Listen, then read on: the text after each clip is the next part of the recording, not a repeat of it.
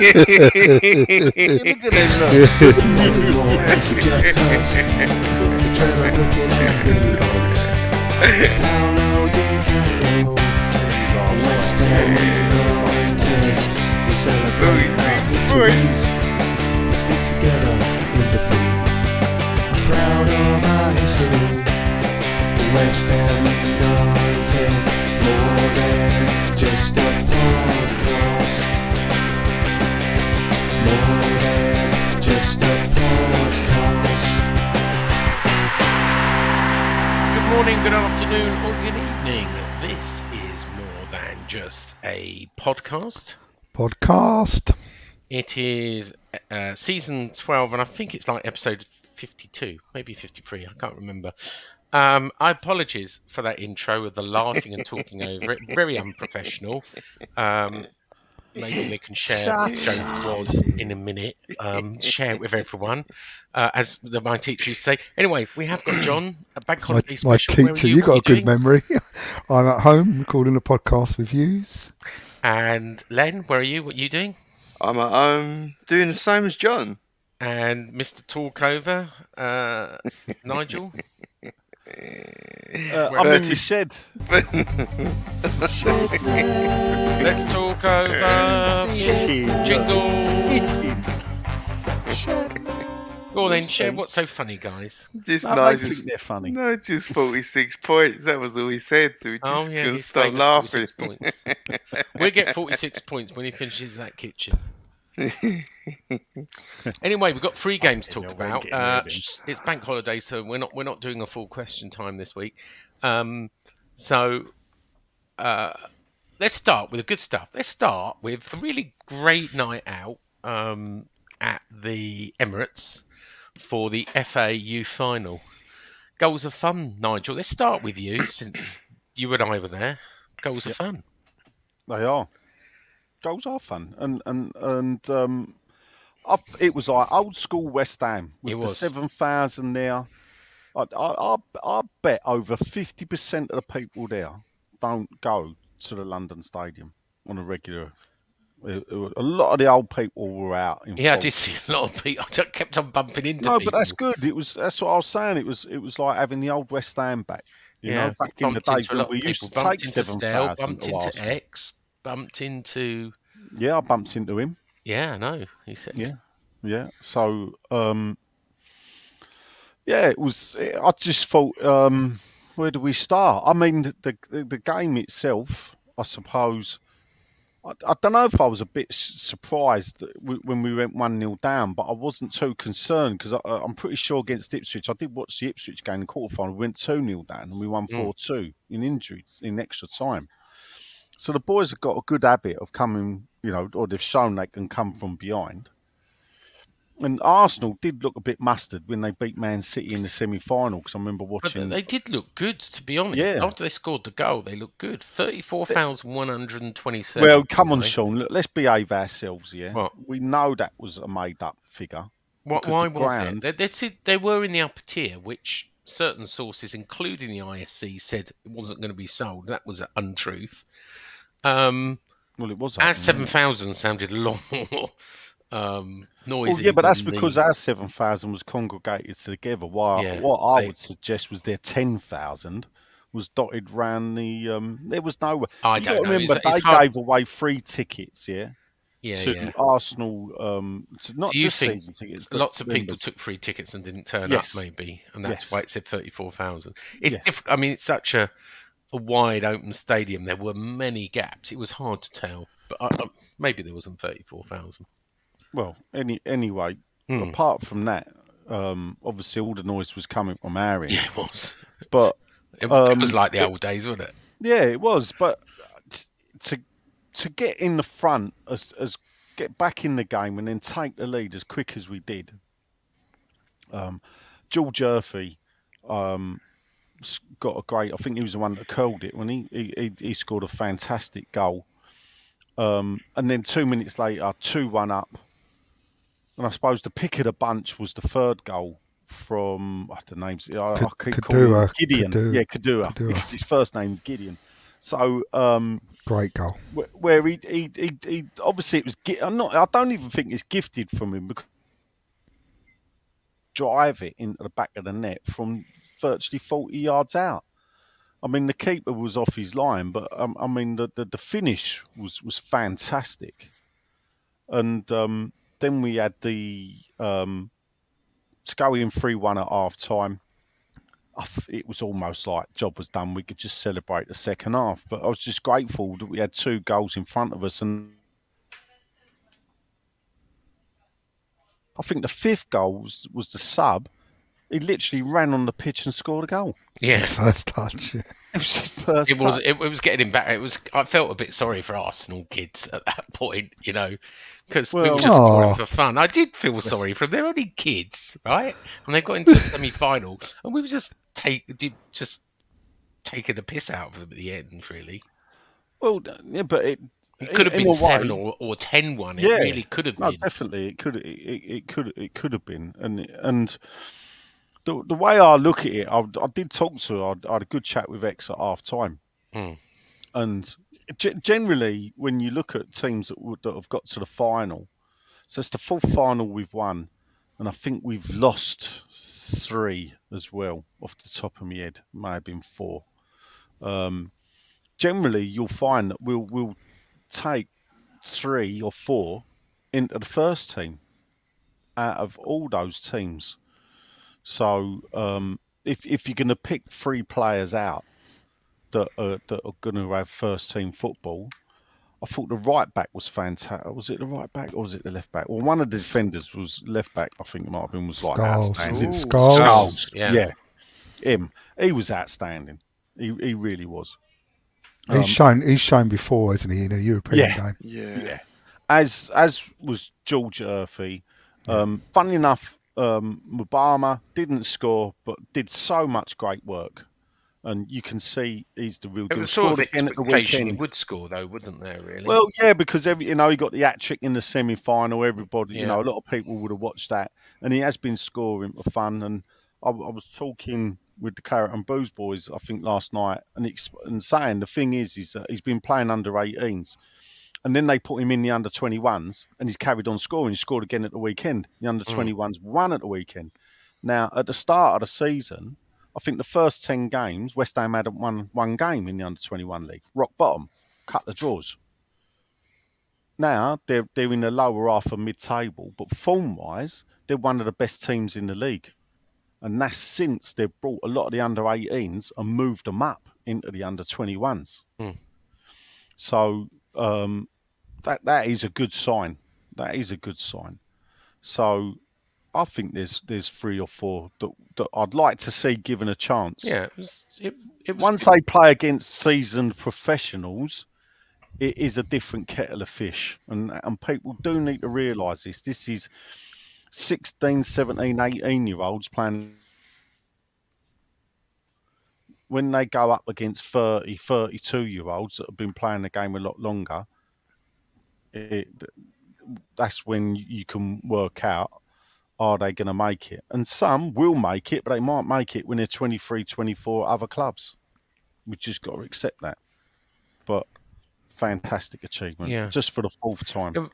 I persuaded my daughter Sophia to go there, who's nearly 20. In fact, she's 20 tomorrow, and she had a great time. She needed a bit persuading. Look, the journey's crap. Can't imagine going to the... You think the journey to the London Stadium crap, you don't have Wi-Fi. They're old trains. They're crowded. You've got to change 2 or 3 times. Jesus, it's not these... And you've got to walk forever. You've got to get the Piccadilly line, which is a pile of shit. No. Yeah, but this is the thing, is because you don't know how to travel, do you? Well, the Jubilee line has got... It's got Wi-Fi... mobile signal and is but modern. Sean, that is not needed when travelling. I'm sorry, while you may be Victoria playing the pantomime villain, just remember that is not a necessity. It don't matter. People do not travel on the underground to get the Wi-Fi. Agreed. I'm just saying, my journey went to Vauxhall, got the Victoria line to King's Cross, pile of shit, got from King's Cross to Arsenal, and then had to walk forever to walk to the away end. Well, hold up. You had to walk from you? So you went to Gillespie Road, yeah? station. When I went to Arsenal, what Arsenal tube station? That's Gillespie Road. All right, okay. I don't call it Arsenal. It's Gillespie Road. Yeah. So you went to Gillespie Road station, and that's a it's a lot. 5-6 minute walk, Sean. 10, 15-minute walk. We Fuck walked for a long off. time. Anyway, it was a good time. Anyway. My son came, my daughter came, saw lots of people, met a person, a towner, who didn't know you, Johnny May. Apparently runs a pub. He does know me. We didn't, because No. Paul, who I was there with, went, oh yeah, we're just waiting for Nigel. And he went, who's Nigel? And he went, you know Nigel, he's a towner. And he went, I don't know Nigel. No, he knows my family though. Your So credibility he's comes known into me question. since I was a little kid. So Who is Johnny May? he runs the Alex pub, and his brother was Mickey May, who used to run the West Ham Boxing Club. Nice guy. Nice guy. I'm glad you liked him. Anyway, anyone else? Did you watch it, John? I did, yeah. Yeah. I thought Did it you was enjoy great. it? Yeah, I thought it was a really good level of football. I think Len, didn't you say at one point, I don't like this, we've got too much possession? Was that a comment you made at one point? Yeah, it was football I've never seen.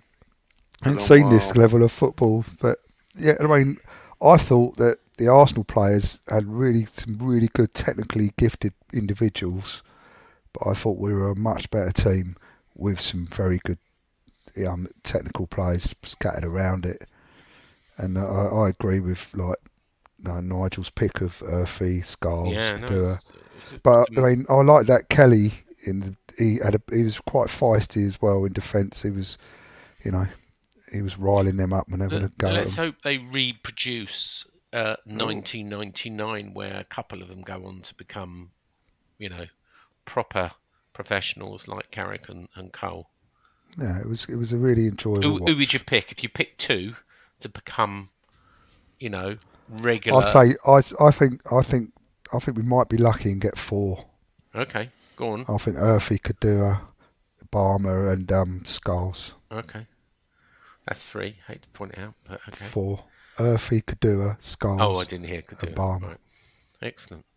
And finally, Len, did you watch it? I did. I thought it was great. Yeah. I really did enjoy it. It's a shame I wanted You to go. should come. Well, I've had too many arrangements made this week, and the missus was going to San Diego. Oh, So I couldn't go. you're going to have to do your own cleaning, are you? Well, I'm going to try and avoid it for as long as I can. But yeah. Hilarious. Going to cook your own food and stuff? I don't mind Take away. doing that. Pot noodles. Do you know, I did have a pot noodle today. Oh, did Funny you? enough. Nothing wrong with a pot noodle. Don't knock it. Plant-based, innit? Of Plant-based course, I've diet. got Yeah. that. Who's your man then? Or are you going to pick one of John's to make it to the West Ham first team? Well, I thought there was good quality from right the way through the team. That was what was so interesting. It'd be unfair to say which one, because the stream wasn't great on YouTube. It'd be unfair to Yeah, I heard that. single one out. So You didn't go on the FA player then? yeah, I did go on that on YouTube. Oh no, you should have gone on the FA website. Yeah. It's called. You couldn't log in. I tried Oh, it, but really? you couldn't log in. It Yeah. was on the Woody box. Oh, was it? I watched it was on the it? Woody box in the end. Yeah. I mean, the only I think thing they missed was when they played when Man United won it, there were 67,492. I didn't understand the ticketing a bit. Yeah, it just Well, that's an interesting stat, because we did have actually better youth crowds at Upton Park than we did London Stadium, Sean. I'm not really understand why it's only opening certain sections of the stadium. Yeah, well, I can tell you why. And for both of these, it's cost. West Ham have to pay for these games. They're written into the concession agreement, but we've got to pay the actual costs. We know how much 1,000 stewards cost. They cost about 250 grand. So it's all about money. And I'm sure the Emirates was the same. They didn't want to lay on too many stewards. Funny, a lot of the stewards, I was talking to some, do the London Stadium as well. And none of them were Arsenal fans, interestingly. A few of them were Spurs fans. I'm going, I hope you beat them tonight, Don't have to be one. Anyway, well done, boys. Good win. Good to see it. First time in 24 years. And as you said, hope they make the jump to the first team. Right. Dark days now. Dark days. Dark times. Let's move on to Liverpool. Dark.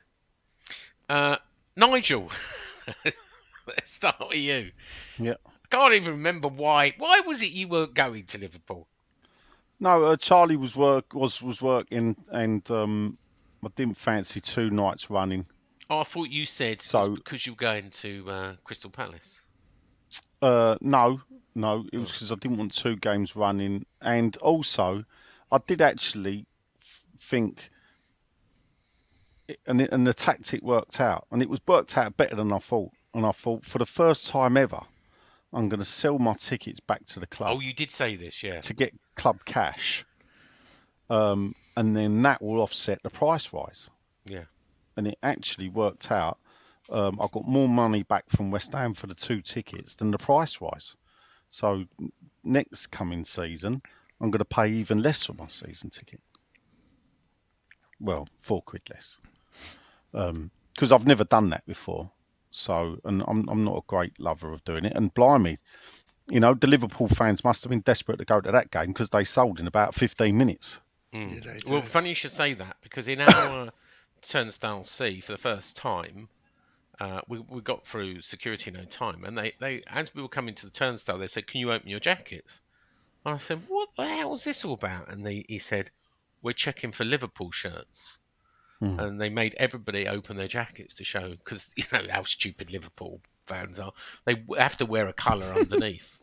And they caught a few people. I mean, people got through still, but yeah, for the first time ever, they were checking for Liverpool shirts. So they identified them with Liverpool shirts and then let them in. No. The ones I seen, they chucked them out. They said, no, you can't. I mean, there's a bit. You know the way I feel.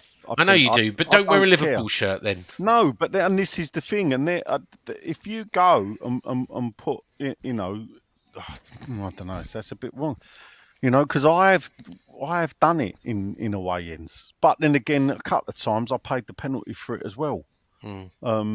Specifically at Spurs a couple of times, but then again, that taught me not to do it. Yeah. Well, it didn't stop me from doing it. It just taught me, don't wear West Ham. Did you know what? There was a lot of tourists there. There was, in front of me, there was some Japanese and some Chinese, and I thought, these are Liverpool fans. Yeah. But they'd been to the shop, and they had, all of them had bags full of merchandise, West Ham merchandise. So I assume they were there to watch West Ham. Which tourists come to watch Liverpool and buy West Ham merchandise? No, but they might probably think, they know Liverpool, but the Premier League. Maybe. I think it's a Ted Lasso effect, personally, but you would. Yeah, we're talking. We'll get onto that later. We'll get onto the USA later. Anyway, let's USA. Let's talk about the game then. You watched it from home. I did, in the comfort of your own home. Yeah, we gave it a go, didn't we, Nigel? Yeah, I performance-wise, obviously, in the first half we were far better, but even in the second half, and we went behind, I still thought that we were looking at the rare occasion we got the ball, we were looking to break quickly, which is what you have to do when you're playing the counter. The whole idea is that you sit back, soak up the pressure, and then hit them on the break. And you've got to do that with pace. You've got to catch them off guard. And that's what happened. I mean, the start was blistering, wasn't it? Very un-West Ham-like. Yeah. I mean, Paquetá's goal. Oh, he celebrated just in front of us. And I think it was, I don't know who the co-com was. I don't know if it was a Scasser. I don't know if it was McManaman. McManaman. Yeah. I took a deflection or whatever. Didn't take a deflection, Stevie son. Nah. Yeah, it did not. Because when it's good because you're sitting at home, you can see the slow mo and everything. You see the the spin of the ball don't change, and that's what gives away a deflection. No, it was a spin great of the goal. ball don't know. Great finish. Alisson floundering. Van Dijk turned his back on the ball, and Paquetá showed his quality. Antonio where he's getting assist. better and better. Their equaliser. 6 minutes later. Yeah, Gakpo. Yeah. It's a disappointing because when you see Fabianski, he gets his hand does cover the flight of the ball, but he's late, so the ball has already passed him by the time he's got to where the ball would have been. It ain't like he would never have got to it. If he'd gone down earlier, he would have got to it. The double bounce and the distance, I suppose the speed of the shot and how quick he took the shot from receiving the ball, he probably wasn't set thinking that he's going to lay it off. Because Liverpool normally like to sort of get the ball wide and get the ball in. And that's me defending Fabianski, perhaps. But I thought he could have done better with that. And then the second goal, was that a penalty? Was the second goal? No. What was the second goal? Remind me of the second goal. It was. Oh no, the header. Yeah, So the header. the second goal, actually, yeah. Corner. From Robinson. Robinson corner. So his name Andy Matip? Robinson, Matip, wasn't it? Matip. yeah, Joel Matip. Matty. I mean, the warning was there. I mean, I think they'd had a shot of Fabianski, really did well. I mean, I know it had blasted out of him, but he still blocked it, and then it went back out with a corner. Matip, one of the tallest players in Liverpool's team, was being marked on the edge of the area by Ben Rama. And Ben Rama's idea of marking is to give him a shove and let him run. And then Antonio, I don't know if West Ham are doing zonal marking, but Antonio maybe could have covered it, but sort of went the other way, and it left him with a free header. 2-1. Yeah. And then I think it was fairly even that. He brings Ings on, and then late in the game we can. When do you want to discuss the penalty? Well, let's have the others to say. I'm just going to do a stat attack. They had 73% possession at the London Stadium to our 27. They had 20 shots, 4 on target. We had 7 shots, just 2 on target. They had 6 corners to our 3. They committed 8 fouls to our 6. Len, maybe we should start with a penalty. Yeah, if you like. Should it have been given? Yeah, clear as day. Yeah. I mean, it's been talked about to death already, isn't it? I mean, I can't find no one who says, well, other than Stephen Bannerman, who said he didn't think it was handball. Well, the referee and VAR obviously didn't. It's just crackers to me because the ref sees that, his breaks the arm penalty, two and or then three times, and even then if you you look take at that VAR. away, as I think Nigel said, he then gets up and clears the balls, which he wouldn't have done. Yeah, if it hadn't hit his arm. His arm. Twice. Yeah. Strange. Well, I mean, I just don't see the reasoning. And this is the thing. It was sort of explained that if the referee had given the penalty, then VAR would have backed him up. yeah. But because he didn't give the penalty, so VAR backed him up. And you're thinking, hold up a minute here. Big club biased. I thought the ref had a poor time.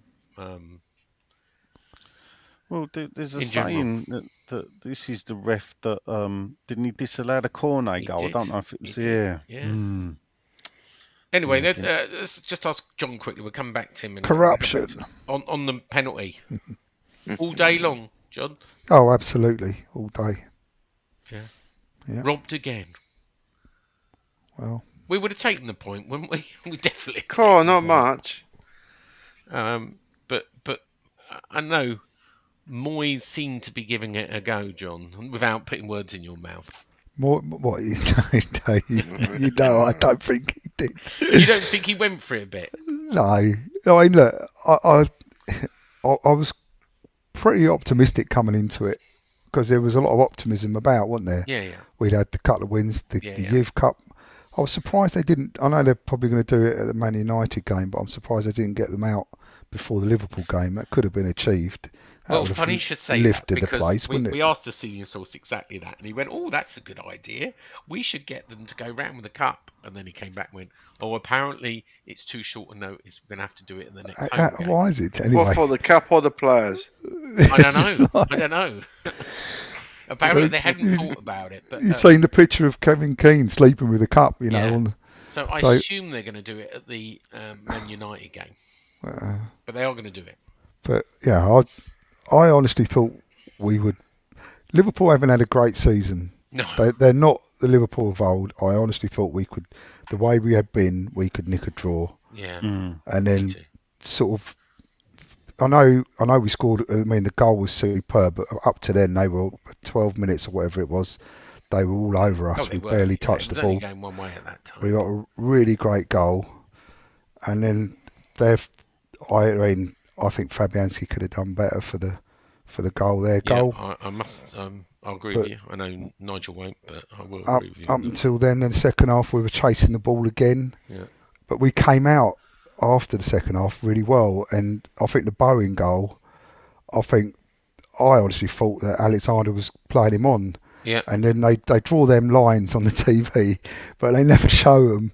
They look like they can manipulate them lines. Yeah, you're right. The line, And- if we believe it, does definitely look like it was offside. Yeah. How do we trust that? I genuinely thought that Alexander was playing him onside, and I thought it was a great goal. But then, Yeah, I'd forgot about that. To be honest, John, I even when they put the lines up, I was looking at it thinking, how have you done that? I No, couldn't. And the thing about it is, it's come to me that where when you look at it, the football, the laws of football, even though some of them have been updated, were I know what you're drawn gonna up in the non-VAR era, and I think I think it's called IFAB. That make the laws of football. So it's not even FIFA that make the laws of football. There's an independent group of which there's a British representative has to be on the board. We get a permanent seat at the table. And they need to start looking at the laws of football and maybe tweak them, because when I was growing up, the offside rule was there had to be 2 players between the player and the goal line, the attacker and the play line. So that would be one defender and a goalkeeper, and you were taught to play off the back of the attacker. So if they were level, they were offside. And then in the spirit of trying to make football obviously more goal bound, because what happened is that the Italians mastered it, taught everyone how to shut up shop. So the days of the 50s and 60s where you had games that would be regularly like 6-4, 7-5 and all that, they'd gone down to 1-0s and all that. So to get more goals in the game, they then came up with, you can be level, and also the attacker gets the benefit of the doubt. So if you think it's close, let it go. Yeah. And then what we're now ending up with this to the millimetre rule, where, well, then I think you need to look at it and come up with a way, because when your feet can be onside but your shoulders offside and the goal's disallowed and you scored with your feet, so the part of what you scored with was onside, but because you was leaning forward, or because actually it could be that the bloke leant backwards, or he just had his foot slightly withdrawn, or he was stumbling, you're offside. Well, that ain't football. No. yeah, it's just And Get rid of it. VAR out. And he had to beat the defender again if you don't fucking mind. Yeah. So And he what a got no finish. territorial advantage. Yeah. It was a great finish as well, and I honestly thought it was a goal, and that's Yeah. you know. Yeah. But then after that, we lost. They took the momentum, and he like Klopp made changes and did that, and this is where I came up against you in that group. Then Nigel, when you said what we did have a go, you're never happy, all that sort of stuff. Oh Yeah. yeah. But I honestly, we made changes at 70 minutes. We made 2 changes. Moyes has reverted back to flogging the same old players again and again. He's gone back to where we were, last season, where we didn't have a squad of where he hadn't, as if he hadn't just spent 180 million and made a twice size squad. He's flogging them same players again and again and again. Fatigue. He's got 5 substitutes to use, and we were losing 2-1, and they're not Liverpool of old. I would have liked to have seen the 5 substitutes used, maybe sacrifice one of the defensive midfielders, and just had a go at them. And if you lose 3-1, 4-1, it doesn't matter. It does. It does to Moyes. It does matter because the goal that it goal doesn't difference matter. at the moment. It is does. like We're an so extra far point. ahead. We're like 10 goals ahead. Yeah, It's it's not going to have a factor. Nigel. That's my point. It's hard to get that across when we're digging each other out on WhatsApp, but It's fun though, that's my Yeah, but point. Nick, I would like to see listen, him have a sorry, go. not Nick. John. He's having a go at you. I see. I don't see. Yeah, but that goes above my head there, Nigel. So No, that if you're was for the gonna listeners. if you're gonna have a go at me, you got to go. He's completely anti-Moyes and will not have. Well, no, I'm always out, no matter what happens. I'm sick of. Well, you're going to like the question he's asked later, John. Fun enough, because I think you will like what he's asked. He is so Allardyce-esque. He is. It ain't No, he is. No, it is. It It's a ain't, different 'cause way it's of a doing different it. Type of football. No, it's not. Allardyce It's football. not. It is because we're It's not a- hitting no. a big ball up to Andy Carroll. Yeah, and what we do. Well, we are just hitting the ball up though, We're not mostly. just hitting the ball up. We're putting it to our attacker. No, but we're getting the ball up a different way, but it's just this going back again. But what we're doing is we're taking the ball up. It's either Antonio or Bowen or Benrahma takes the ball up, and then he's miles away from anyone again. The people That is without the the ball problem, can't keep up. Yeah, or we they don't get don't enough keep players up. forward. No. Yeah, I we don't get. We've I got would too like big a him. gap between I the would like. midfield and attack. I'd like to see him use his squad. In that scenario, I would like to see him sacrifice a defensive midfielder and have a go. How many players have we used in April, John? Oh, I've got no idea, mate. 21. Right. He's using players. Well, in the last 3 games, he's used the same in players. the last 4 games, he's used 15 players. Yeah, and that's where it's showing. What? 15 players? It's when you've got the ability to use your full like 5 subs, and he only uses 2. I find that extremely frustrating. Because sometimes you can over substitute and it breaks up the rhythm of the team. I get it I think 2 subs is perfectly fine. 3 subs is okay. I do think 5 subs is too many. I think the rule's stupid. It should be ditched. It's a rule that actually protects the big boys, not us, because they will have 5 better quality people sitting on their bench. We're not a club that will have. We haven't got the players, the ability, like for like, to take off. Yes, we could take Souček off and put Flynn Downs on, but we can't take off. Realistically, I don't think we should take Antonio off, but you have to because of the work rate it does. But we haven't got a like for like replacement for him. But that's what I'd like to see him take off a Souček and put on a Lanzini and get him to go. Go. Listen, I don't know what he's doing with Lanzini. Lanzini's playing every European game apart from the last one, but that's it. He's not played. I think he's come on, as a sub a couple of times. I don't know what's going on there, whether it's a deal to allow him to see out his contract. I think he's going to go back to Argentina. He's got a 2-year option, which they haven't That ain't happening. Yeah, that ain't going to happen, Sean. He's going back to River Plate. But I just not find unless they can tie up a deal and get a little bit of anyway. That's my frustration when I see that. That's why I'm never happy. Good point to move on to the Eagles. Goals are fun. 7-goal thriller. Let's start with you this time, Len. Did you think there would be 7 goals? Goals are fun. I didn't feel. Always led to for the Palace The fans. reason I started you with Len. What did you say when we told you the team? What? Souček. Oh, I say. Souček With an exclamation mark. With an exclamation mark. What happened Souček. after 9 minutes? He scored. What happened Fucking after scored. 35 minutes? He done a flick on. We realised that was a. He got an assist, although he Yeah. did give away a He goal. All did set give away a pieces. goal Yeah. in between Yeah. that. Anyway, then All set what did pieces, you wasn't it? make of that crazy game? 4-3. I thought we were shit. Yeah, I knew you were going to say that. And I've got to Not our look at. set pieces weren't shit though, were they?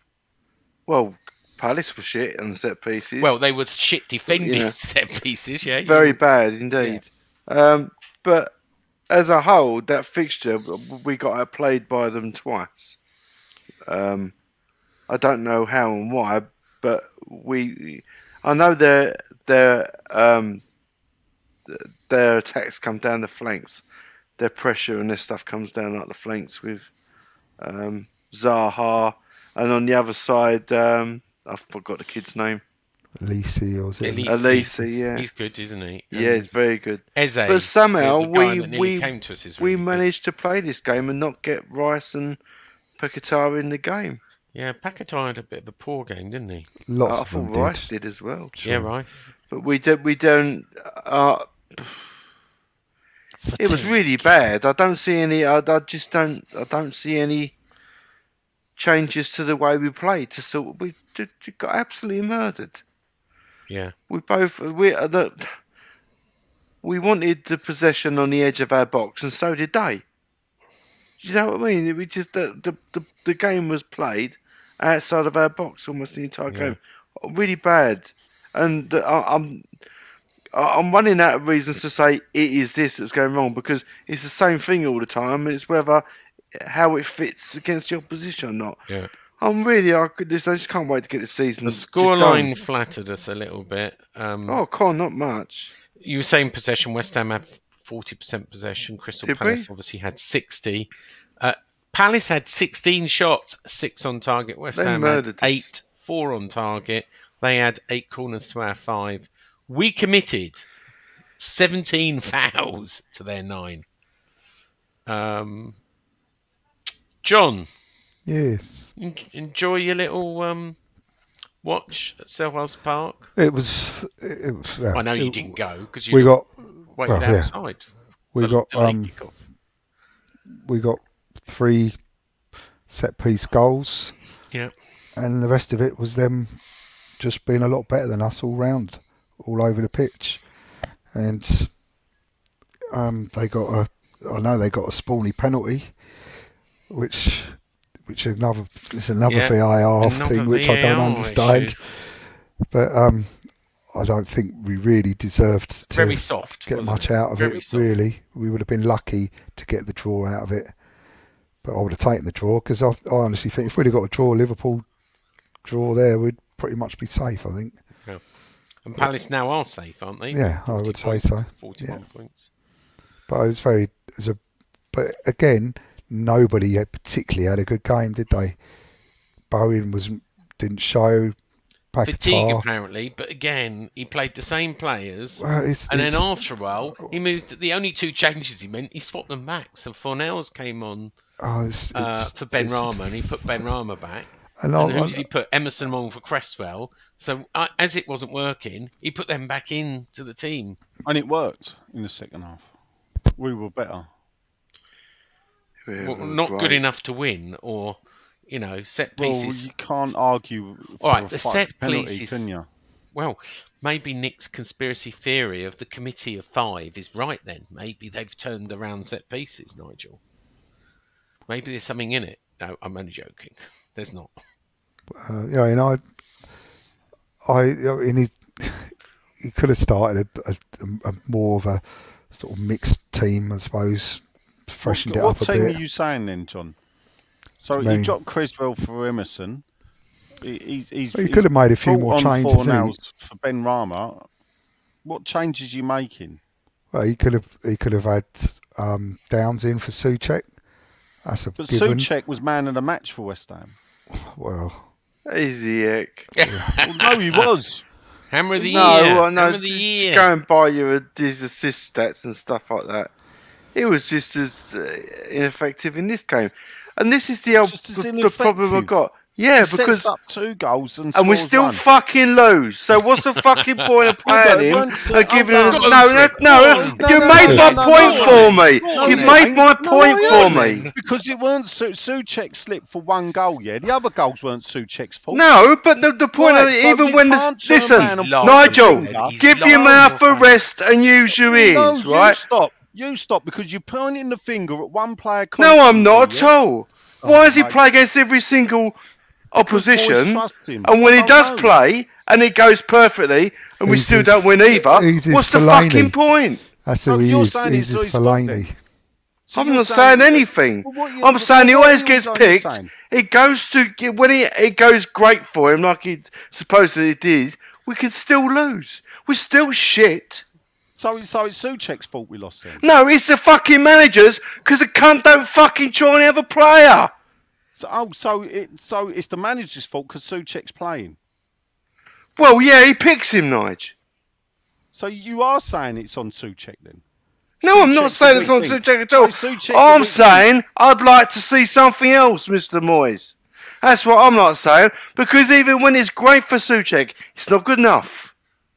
We lose. We get beaten by a superior football, and now it's Palace. Because Souček's on the pitch, though. We're not losing. No, I'm not. But what I'm saying is, I want to see something else. I'm with you, Len.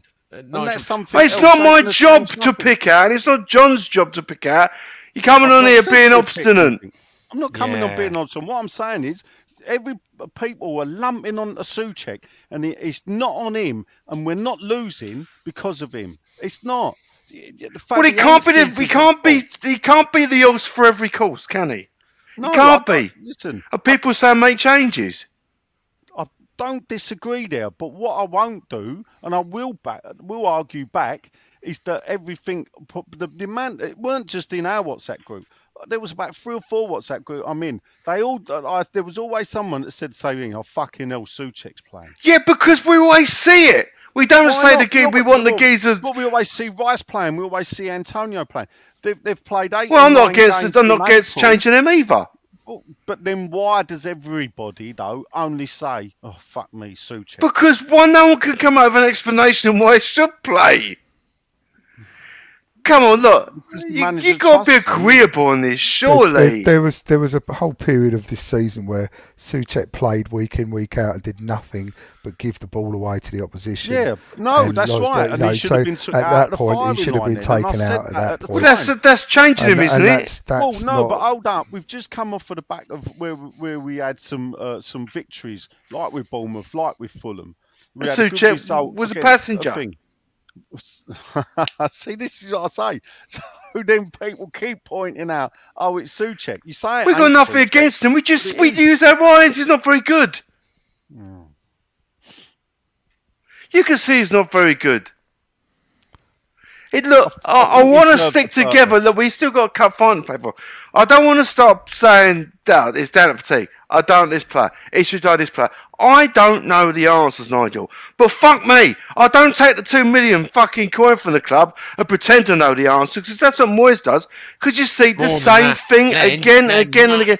I bet it's more. I bet it's more. I was talking. 4 million. Yeah. You're probably right. 4 million. So he ain't got the fucking answers either. Get him on the podcast. Let him answer. You, Len. Moyes is sitting there laughing at you. I know he is. Everyone is laughing at him. I'd just like to see a few changes. That's all. God, what, mate? How many changes? I don't know, 3, 4. I mean, I'd like to see. Well, he made 2 against Palace. I'd like to see Cornet. I'd like to see Cornet have a run. I think he's got I'd like to see fucking Moyes have a run. I think he's got it. I think he's proven it in the past. He's got it. He hasn't come to us on the back of no history. And I think he just needs to play himself into form. And I'd like to see him have a go, start a game in front of Ben Rama. In front of Ben Rama. I'd like to see him. Playing Cornet in front of Ben Rama? Yeah, no Ben Rama. Get rid of Ben Rama, bring Cornet in. I thought you said in front of him. No, in his place. I don't think Ben Rama is proven to be what I said he was going to be when he signed. He's 2 years on with us. And I know you said before, wherever we've had a conversation, that it's not Moyes' fault that our players don't have a final ball. or they can't pass to each other. Well, I think it is Moore's fault because it's in coaching. And you look at Ben Rama, in 2 years he hasn't progressed. He's doing exactly the same things as he did last time. If a player can't pass the ball, yeah, I honestly, you can't coach that into them. They can either pass or they can't. They can either cross the ball or they can't. My argument would be you got a coach, if they ain't good enough, they shouldn't have been bought. Yeah, but he is someone who's got. You can see he's got something, but he lacks the final vision, the final ball, the final. I think his shot career or at West whatever. Ham was summed up by the last kick of the game. Game like that, but you've seen no improvement in his game in the 2 years he's been at the club, and that's what I say. I mean, if you've got someone with potential, you can coach them and you can improve them. You've only got to look at what's going on, like Newcastle, where Eddie Howe has taken Joe into the world and things like that. Yeah, you can see the people are properly coached, managed, and it even just proper structures put in place improves players. I want more for my 4.5 million, John. Yeah. I What haven't you seen said. any improvement. Let's just finish the Palace game by going to Nigel. Just got an update on Zuma. Zuma obviously limped off after getting contact. Didn't look good, did it? I've just heard from senior source. He's out for the season. It's not a break, but it is severe ligament damage, and the ankle is still badly swollen. There is a chance. He ain't coming back. There is a chance that he could make a return before the end of the season, but a small chance. How about the Kufo injury?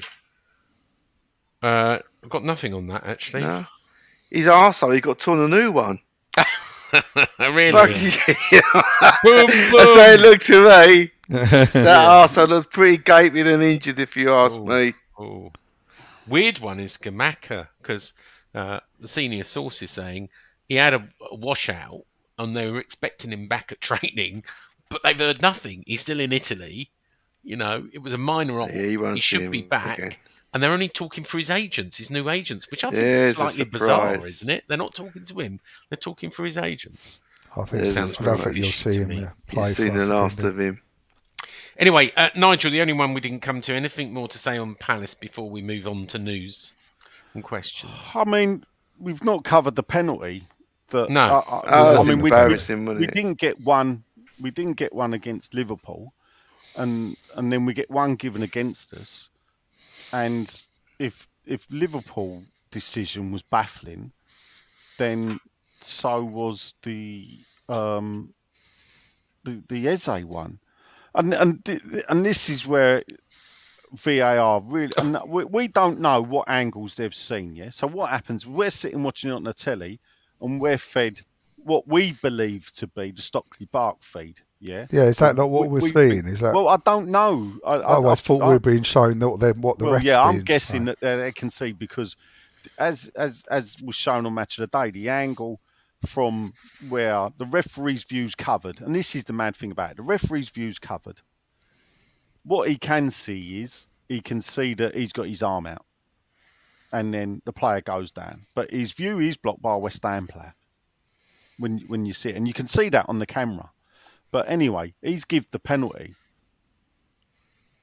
Here we expect VAR. Now, if you look at the camera from behind the goal, you can clearly see the arm gently brushes him, and Eze was going down thinking he was going to be clipped, but Agurd hadn't touched him. He just brushed his side, and the way he went down, it was obviously he falsified the contact.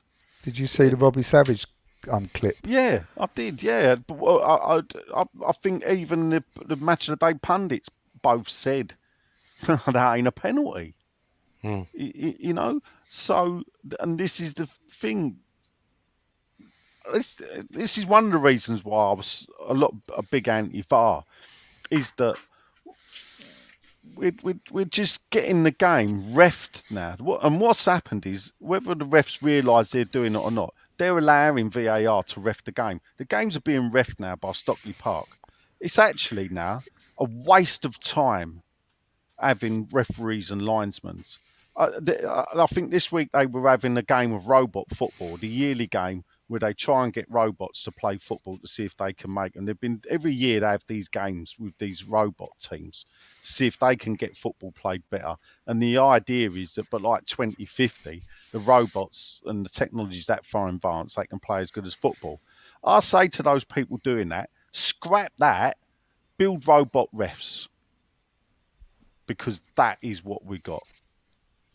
Cool. And you talk to how many people? We all know people, don't we, that go watch football. Every football fans. People think we moan. Find a football fan that thinks VAR is a good thing.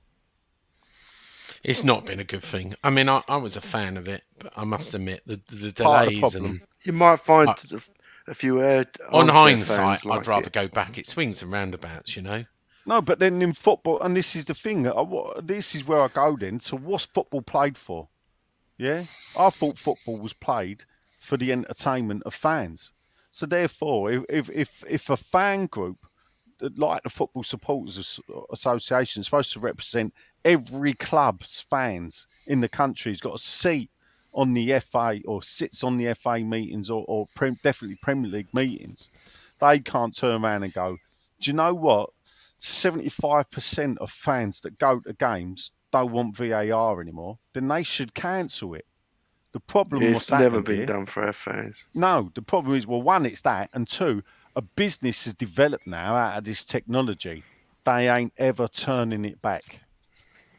They ain't ever turning it back. You're right. And it's another nail that screws football. Yeah. More on Kirk Zuma. With most players, the season would be over, but there's a small chance he'd be back. Is a huge desire to play, and his body repairs quicker than most players. Apparently, just got this in, Kurt Zuma is telling people he will be back in a few weeks' time. No. Breaking news. Let's move on to some news, right? Away from the defeats. 2 defeats in a week. Season ticket price rises, Nigel. Yes. I did. People were shocked, but we did run on 6'2", an exclusive a few weeks ago that had rise just under rise of inflation, which is 10.4. They did mostly. Hold up. Can we just, for the listeners, this part where Sean talks, he's sponsored by West Ham United Football Club. No, I'm gonna tell it like it is. West Ham it's United London. Sorry, Football Club. Didn't Twitter now put up a context thing? Now, just for context. Right, so, these figures are presented by the club. Basically, band 1 to band 4 adults were 8% rise, band 5 and 6 were 4%. But when you go into over 65s or over 66s, as it is now, that's the worst thing. Under 21, they actually band 4 goes up 9%, band 5 and 6 over 65s. The biggest one is under 18s. Which band 3 goes up 9%, band 2 goes up 9%, and band 4 goes up 10%. But band 5 and 6 stay at £99 0%. But I think that's more about saying we've got £99 season tickets. Hasn't gone down well. I know some in the club wanted it no rise, didn't get their way, as I suggested before. In the club, who in the club wanted it? Senior people in the club argued that there shouldn't be a rise. Whose idea was the pensioner one? I don't know, but I would probably say to me it's Nicky Key, because the only other club to go up to 66 is Aston Villa. She's an Aston Villa fan and used to be head of ticketing and at season Aston ticket Villa. holder. What the club say through the IC is we're just bringing it in line with the state pension age, but they're the only club apart from Aston Villa to do it. And why haven't the rest of the clubs? Why isn't the Premier League decided? Well, isn't the state pension 67?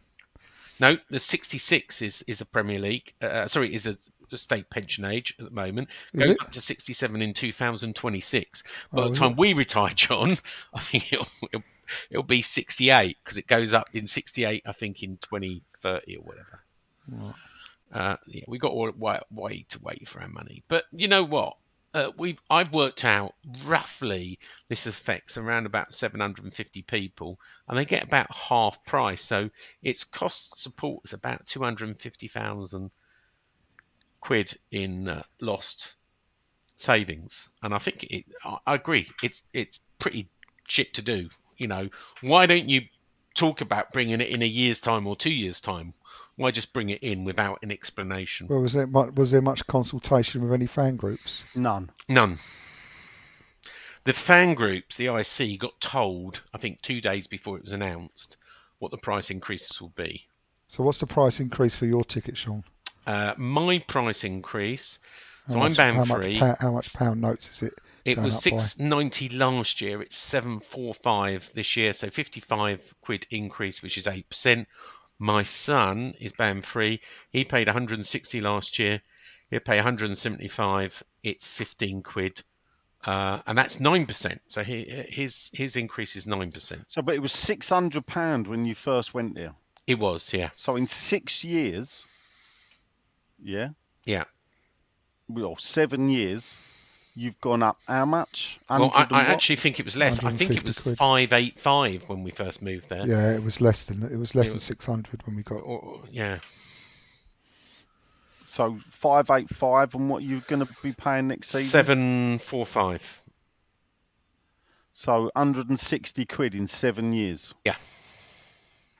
Doesn't sound so bad when you say it like that. Doesn't sound so bad, Sean. I think it sounds fucking worse. What's You're having a laugh, and If you index it against inflation, If you fucking hear this again, by the time you're 66, you'd be saying paying $7,000 for a fucking season ticket.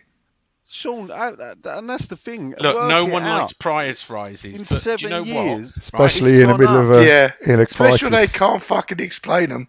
But do you know what? And look, I'm not going to do it because he's going to say propaganda. If I read out other clubs, including Aston Villa, who've put 15%, We Fulham, don't have to be the same as them. 255 In on the one news. stand, Fulham, Hold up, Sean. and you This go is to the thing. Fulham. There's no one sat in it.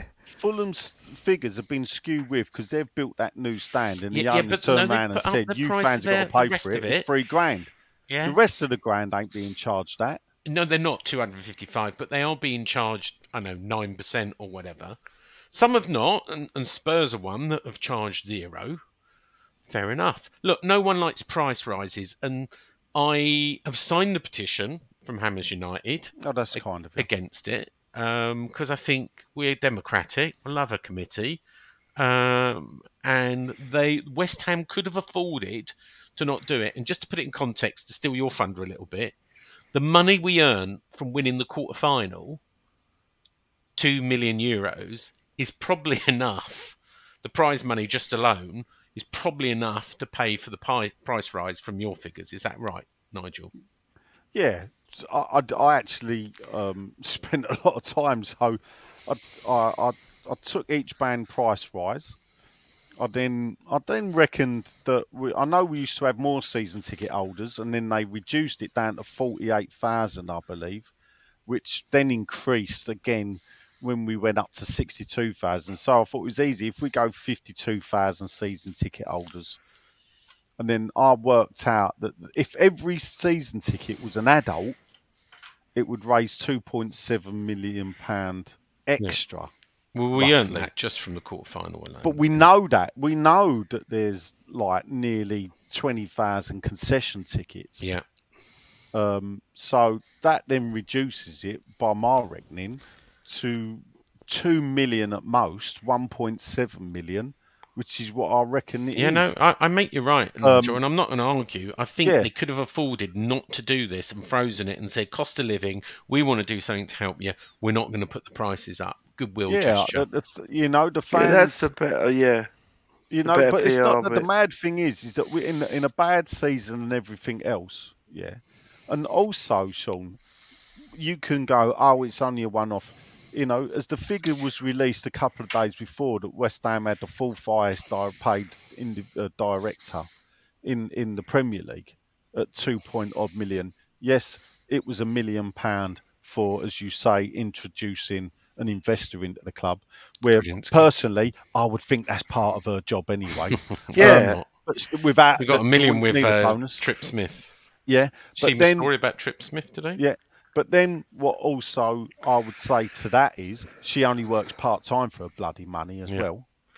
Let's not So- get into this one because it's a short one and we want to do Yeah. some Radio out. questions. But what I Radio. think actually, and I hope these people are listening, and I said it in my article, and they've ignored me on Twitter, and I'll say this to the fans: the club have to engage. It's part of the Premier League diktat or whatever you want to call it, set down in rules that you engage with your fans. Every fan group involved in the ISC should now resign. Yeah. But won't I do. agree, but it won't happen, This- will it? If the ticketing is probably one of the 3 things that should be sacrosanct, in that they should sit down and discuss it in advance with the ISC. And there's Now, never going to be an No, agreement. no. It's always going to leak. Hold up. As it did right, on 6'2". Right, that's fine. Yeah, but and again, the club can't complain when fans leak things, when the owners leak things. Yeah. Mhm. So if they want True. to stop the leaks, start at the top and work your way down. Anyway, Stop the that's leaks, the Sean. point. It ain't worth them doing it, because if all we're there for is bubble machines and T-shirts for the last game of the season, and that's all they can point to, and stuff like that, you're wasting your time playing their game. It's their game. Withdraw it. Refuse. Now, well, let's see if and there's then any change point of out policy. to the Premier League that no one's willing to sit down and talk to them because of the way they behave. The price rises ain't going to change. Let's see if they concede on the 66. That they could concede on that. Quick bit of news, and we're going to finish with Thomas Skinner.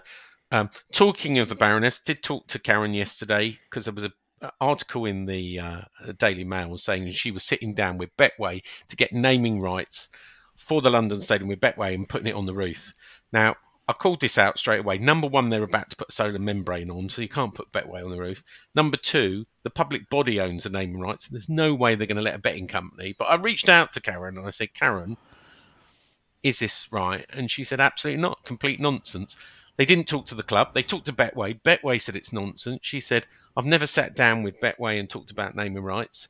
She said, if I did, I don't own the naming rights. And if I did, I would have sold them 10 years ago. So there you go. The Daily Mail making stuff up. Who would have imagined? Trip Smith today ran a story. It's come out that Trip Smith doesn't want to sell his shares to Kredinsky. He's got 8%. He could sell them 50 million with the agreements in place. He thinks that the club is worth more, closer to $1 billion, when he could sell for a lot more. You would have to pay capital gains. But he's got no intention of selling, and that follows what the Gold family are saying.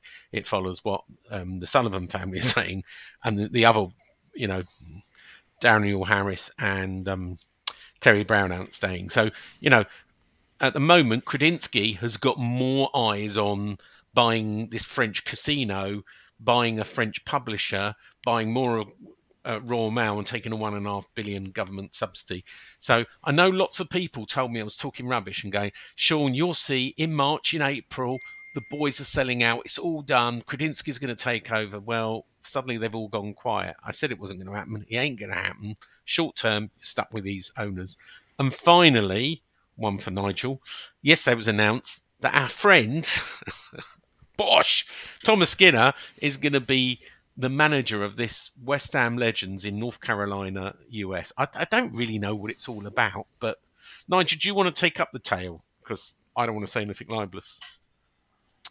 So, yeah, I will. There is going to be a football tournament in America. So some weird things have happened recently. West Ham have deemed it, for some reason, West Ham has set up a dedicated Twitter account just for America called West Ham United US. Well, it now turns out it's just for this tournament, actually, but we only found that out afterwards, yeah. Oh, well, it says for you. Well, they've not said that in it when you read it. I found that out afterwards. I didn't know it at the time, but who's told you that then? Sources. Right, at the club? Yeah. Right, so, well, I mean, it is a bit bonkers, but anyway. So, rather than all West Ham fans follow the same Twitter account, of West Ham United. Let's set up a special one. Now, I can see what's happening here. They're chasing the dollar. Yeah, They're looking at what's happened with Ted Lasso. They realise, and which is having a big effect, by the way. Hold for up, people Sean. I talk. Shut up, will you? Go For on. once in your life, yeah. We just had a game, and it is quite funny actually that we just played Crystal Palace, who of course Richmond FC. Yeah. But here's the mad thing about it: they're the central team. People, while they play at Sellers Park and wear the same colours, they're not called Crystal Palace. So there's no brand exposure for Crystal Palace in America on Ted Lasso, which is bonkers because West Ham have sold their soul and allowed themselves to be used in this team for whatever, just for the brand exposure. And what they're going to do is they're going to milk it to death. Yeah, absolutely, 100%. Now, I'm all for expanding the fan base. I don't mind, no objections or whatsoever. I welcome it and I love it. And I think we've got a healthy support in America. The way this club chases it, though, it leaves a bad taste in the mouth, especially when they put a video out on said channel. So there's this tournament. It's going to be 7-a-side. There's going to be 32 teams. Only us and Wolverhampton, I think, represent the Premier League. Wrexham are in it. Ho, ho, ho. Oh, we all of know course they why. are. Yeah. Madly, I discovered today, #United. Yeah. Our friend, the bloke that runs #United, Yeah. whose name Spencer Owen. Spencer Owen. Spencer in West Ham. He's helping to run the YouTube channel that's advertising it. Yeah. So you've got a legend 7-a-side tournament, 32 teams from supposedly around the world, some of the best teams in the world. And West Wrexham. Ham. Well, no, and Wrexham. Yeah, non-league team, obviously. And they're going to be taking part with some of the legends who basically consist of boys. We're getting the playoff. We're getting the playoff team back together again because it looks like Anton Ferdinand, Marlon Airwoods, Jimmy Walker. Who else is it? Matt Jarvis. Anton Ferdinand. Matt I did Jarvis. say Anton Ferdinand. I said him Be first, interesting Sean. to see if Jarvis has got any worse.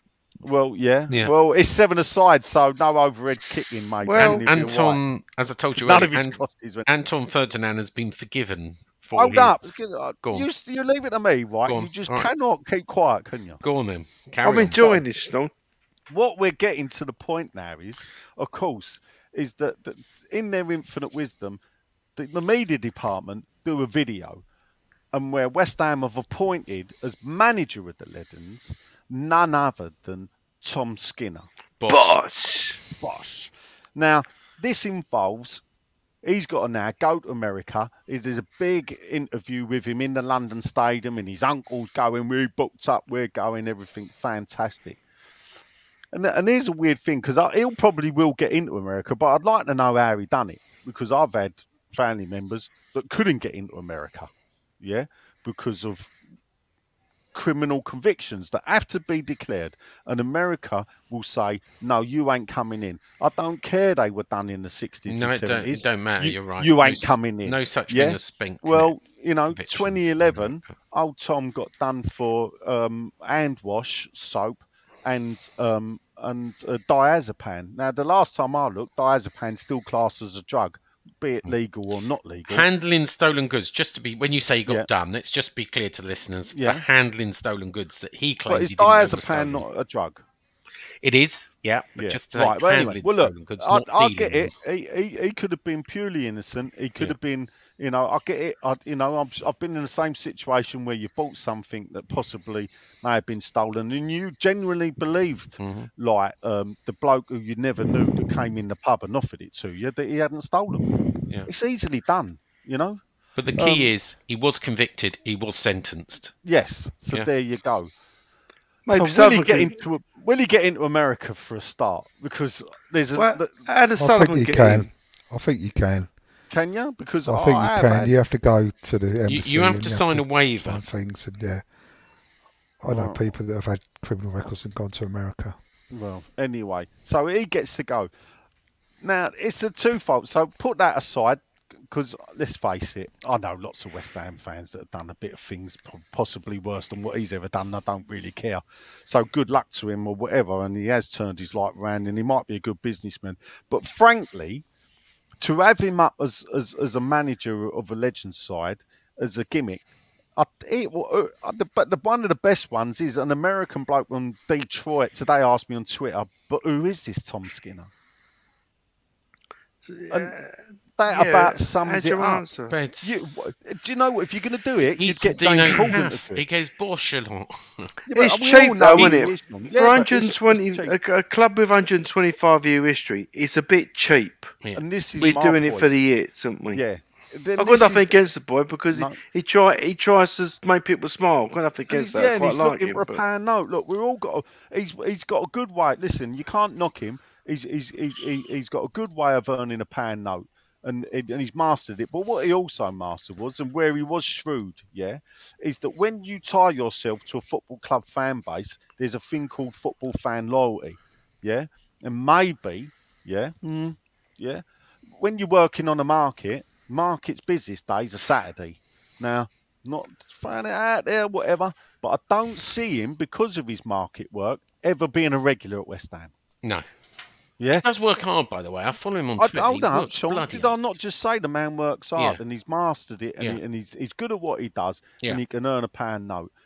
But you're right. Saturday he's down the market. But what I'm saying is this the best we can do, really? And I think it does. It's an embarrassment to people.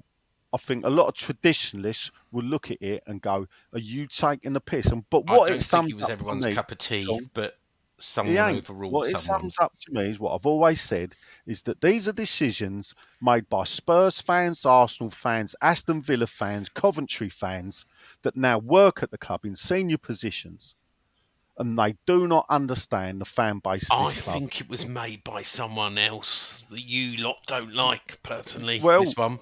Yeah, but, listen. Go on, say it. I've said Spurs Brady fans, I've got a feeling I know Arsenal to do it as well, but like you say, I don't want it to be liable. Yeah. So, look, these people, they know nothing. There's enough people, as I said, if you're going to go down that route, go and get James Corden, because he's got a great big American TV show. And he's already there. And that's what I'm saying. But it's worse than that, because I don't think you mentioned this, but actually him and Anton Ferdinand. Well, no, I got to that. I know you was itching to do it. Go on. Well, they were both involved in Pi Capital. Oh, these guys are going to take over. They were all over it. They've deleted all their tweets now. And my understanding is both him and Anton have apologised to the board, apologised to West Ham, deleted their tweets, because now they're all friends again. And they want the money. Well, yeah. Guys, I'm sorry, but I've got a family thing tonight because it's bank holiday. I'm going to have to go, so I'm going to have to leave you to do the rest of it. And I love our chat, so Sean. I know, but you could have a chat with the rest of them, because I promised I was going to do something. Anyone watching the football? Yeah, I am. 1-0. Just see 2-1. Have you just seen him miss the open goal? Oh, Leicester are winning now. Unbelievable. Anyway, quickly predictions, and then you lots can carry on. And I think we could do realistically that Everton. Just think realistically, the best result for us is a draw. But if anyone's going to win, we'd want Everton to win. Realistically, because they're further away from us. Yeah. I'd love to see him go down though, so I don't really care. Well, I want to fight our way out of it. And Calvert-Lewin just missed an open goal near enough. Have we got? We've only got one game, which is. City. What do we do against City? We've got City and we've got two games. We've got City, two Manchesters. Do we City change the team massively and United. just take the loss? Yeah. Hope that they change their team I massively don't know as well. anymore. I think we're going to get beat 4-0. On both. What's the second one? Oh my Man God! United. I think we put up a better fight against Man United, but I fear us in that game as well. Okay. Instead of doing the prediction results, and it would be easy if we just predict the amount of percentage of possession we'll have against Man City. I reckon 17%. I think we're going to lose against City, and how about you, a Nigel? cheeky 1-0 win against. What about you, Nigel? How do you think we're going to do? Yeah, 46 points. Yeah, Because you're going to have to win every game, I think, now to get the 46 Well, points. listen, yeah, we're 4 points down. We're 4 points down After- on so yeah. that would still have us on 42 points. Yeah. So titty ye not. I'll titter as much as Anyway, I fucking guys, like. You so get I've got to nowhere say near goodbye it. now. At the Man City game, See you later, Sean. I'll come back. Do out of your the- stuff. Say goodbye. I'll make the magic work with the theme tune. Sing the Well, theme you tune. didn't Do the last theme week, tune. so I don't expect you to make the magic work this week. Sean. Oh yeah. All Yeah, right. 'cause you left Bye. like a Have minute fun. in. Yeah. I think we can beat Man United. So We I'm can. going to go. Yeah, we probably won't. I mean, I think I'll be conservative. I'll go for a 3-0 loss to Man City, but I think we can have 20% possession, 2 shots on target. How about that? We should have a bet. I'll do it. 2 shots on target. On target. I can't wait to watch it. That'd be brilliant, wouldn't it? I think we'll lose 4-0. I agree with that. I think that's the obligatory scoreline against City. So yeah, 4-0, and I reckon we'll draw with Man United. Yeah, points We're good. going to there. Points good. Where are we getting? What do we think? Another win and we're safe, or do we think we're 2 there? points. If you'd 2 have read my points. story today, you'd have discovered that since we got promoted, no team has needed 40 points to stay up, and generally you need 36 to stay up. It's that low. So when you look at the teams down there and the run-ins and everything, you know, Leeds are going to be lucky to get. Leeds' best chance of getting 3 points is actually against us. That's how hard their running is. So, and if they beat us, they'd still be a point behind us. So, I think I will actually go with the people that say we will stay up, but purely because there are definitely 3 worse teams than us. So, but I still think we'll beat Leeds. I still think we can beat Leicester. I think we can beat Brentford, because as Forest showed, Forest were unlucky, and especially where Brentford are just middling along. They've got nothing to play for now. You know, they're not going to get onto the fringes of Europe. They're going to be tucked in 9th spot, 8th spot. That's about it. It was such a shame, though. I mean, we've got historically we do quite well away against Palace, and it would have been nice to have got something out of that. Just to go into this semi-final, you know, if we'd have won that game, we would have been so. Just get this thing off your back, you know. Would have felt like holiday, wouldn't it? You know what I mean? Would have been- Well then, okay, we're safe now. Let's go and win this tournament. Yeah. Let's go and set piece our way to this tournament. Well, who cares how it happens Yeah. now? You know, be nice just to win something. But Can't please some people. Well, I'm not saying I won't be pleased with it. I'm just saying we know what to expect. yeah, Look, the only thing the only way, and I still say this, the only way for me that he keeps his job is by winning that cup. Of course. That's it. So, Of course. And if he does win the cup, I think he will. yeah. If he don't, then he's out, and we've had a really horrible season. but that also depends on if any of these rumours are true as well, because the club would know about it, wouldn't they? If any of this rumours of all this through the season, how he's lost this group of players, he's lost he's lost that. You know, something's going on somewhere, isn't it? And I just think, John, this is so typical West Ham. And this is the thing. I am not shocked by this season whatsoever, because it is a general rule of West Ham, you know. It's very rare we have 3 good seasons on the trot. Very rare. That's very rare. We have 2 on the trot. Well, no, funny enough, it is. But it's even rarer to have 3 good seasons on the trot. But that's where, you know, 2 good seasons on the trot, and then the third highest spend in Europe makes you believe they might achieve something. You know? But the thing is, people focus on this high amount of money. It means nothing. What you spend it on, the amount of money you spend means absolutely nothing. In the last 4 or 5 years, Everton have spent, half a it's like, billion. Yeah, and But- look what it's got them. But who's that money. down to in the end? Who's gonna? The people running the club.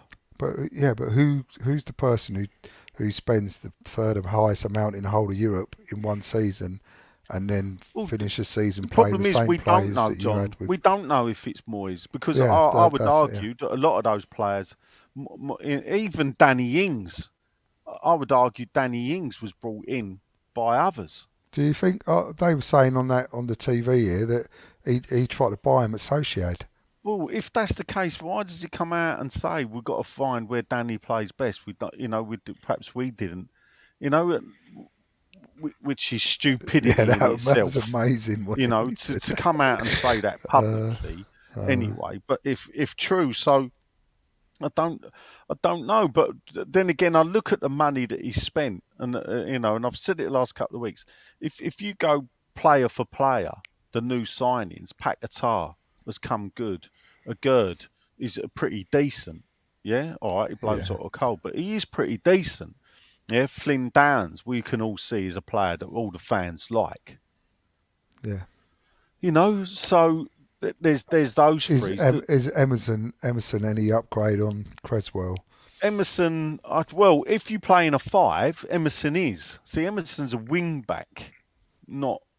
It's a bit like Masuaku. You wouldn't want Masuaku at left back, but you were more than happy playing Masuaku at left wing or left wing back In front of Creswell. Yeah. So Emerson's more like that. It's like Cornet. Cornet has shown glimpses, but you can't really judge it.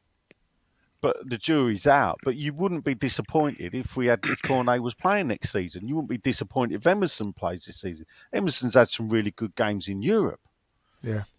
So when you look at it and you count it up and you go, well, actually, yeah. Who's the players you want to get rid of for next season?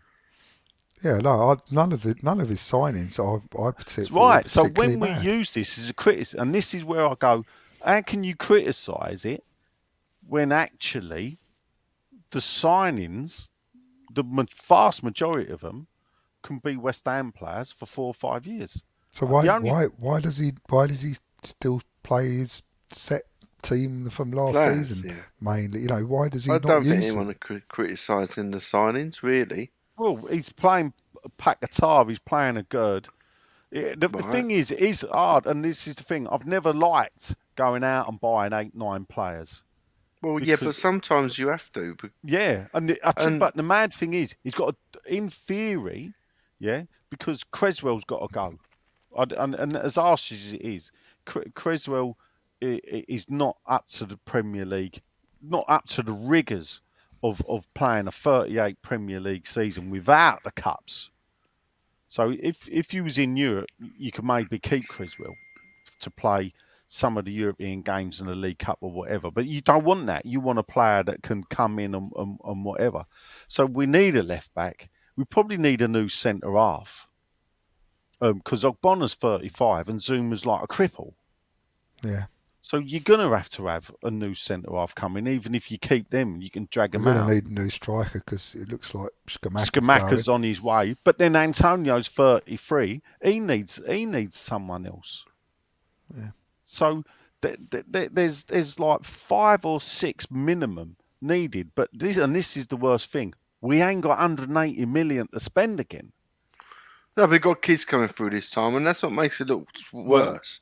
Yes. Because he doesn't have faith in the kids, and he feels like there's got to be next season. signings. Perhaps he will. Perhaps at Or the moment, his successor will. And which a bit of me's understand is that if we were in Brentford's position, perhaps he'd have been playing the kids more in the league.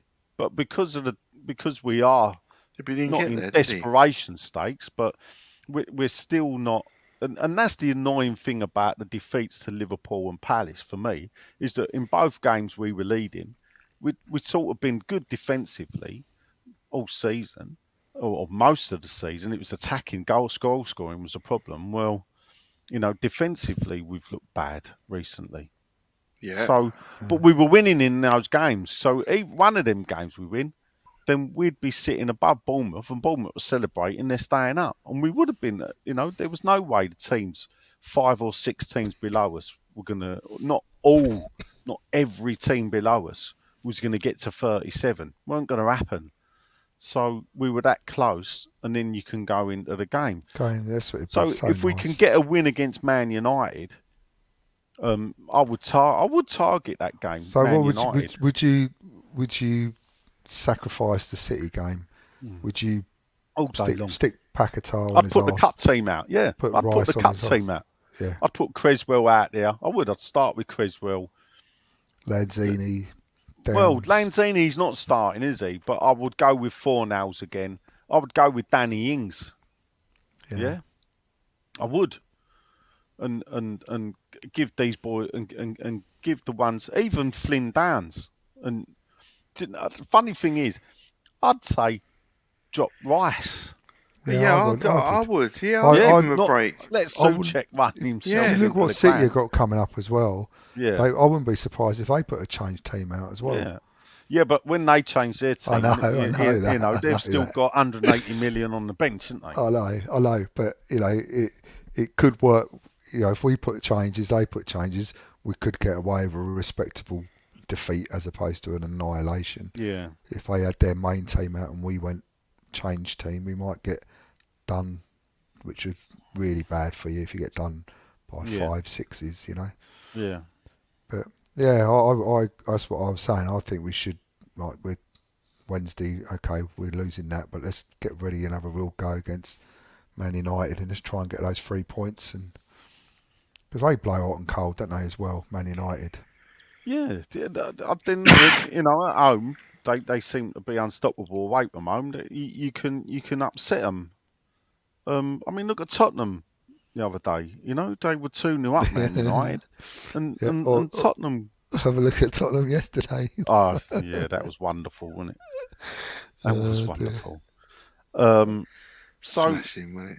It's a pity we're not playing them, because I think we'd have fancied ourselves. Their man Chelsea. But, yeah, it is what it is. We'll see. Look, the only good thing is we'll find out, won't we? In 2 weeks' time, we'll know where we're going. Because we'd have played Europe. I think he's got to go and try and win the AZ Alkmaar game at home. Yeah, he's got to get a 3-0 or 3-goal lead to take out there, so he can still put a good team out, but say, take it easy, lads. Don't throw the game and don't do anything stupid. Don't run yourself into the ground, because that Leeds game's going to be absolutely huge if we don't get anything from Man United or Brentford. Or was it last game of the season, Leicester, wasn't it? Yeah, and then Leicester. Yeah. Could come down to 2 one-game seasons, if you know what I mean. Well, one for I cup, think one for survival. I actually think by the end of by the time we go to Leicester, both of us will be safe. So, but the Leeds game will be big. Well, right. There you go. Sean leaves and we talk about football. So I know. we got It's so much better, isn't it? Without him interrupts him as well. Straight into Facebook, Twitter, Chris. Well, there's no Facebook because I've not put it up, so I've just done Twitter and WhatsApp. So there's only a few, John. Okay. First up, I'll do this one. It'd be Darty, the old scarecrow himself.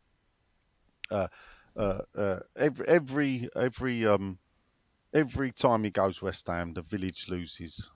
Anyway, something. All right, my handsomes, how you doing? Well, the IQ of the village goes up when he goes out. Brady out to become mayor of London. Is that a thing? I've seen someone say that. Is she contemplating going for mayor of London?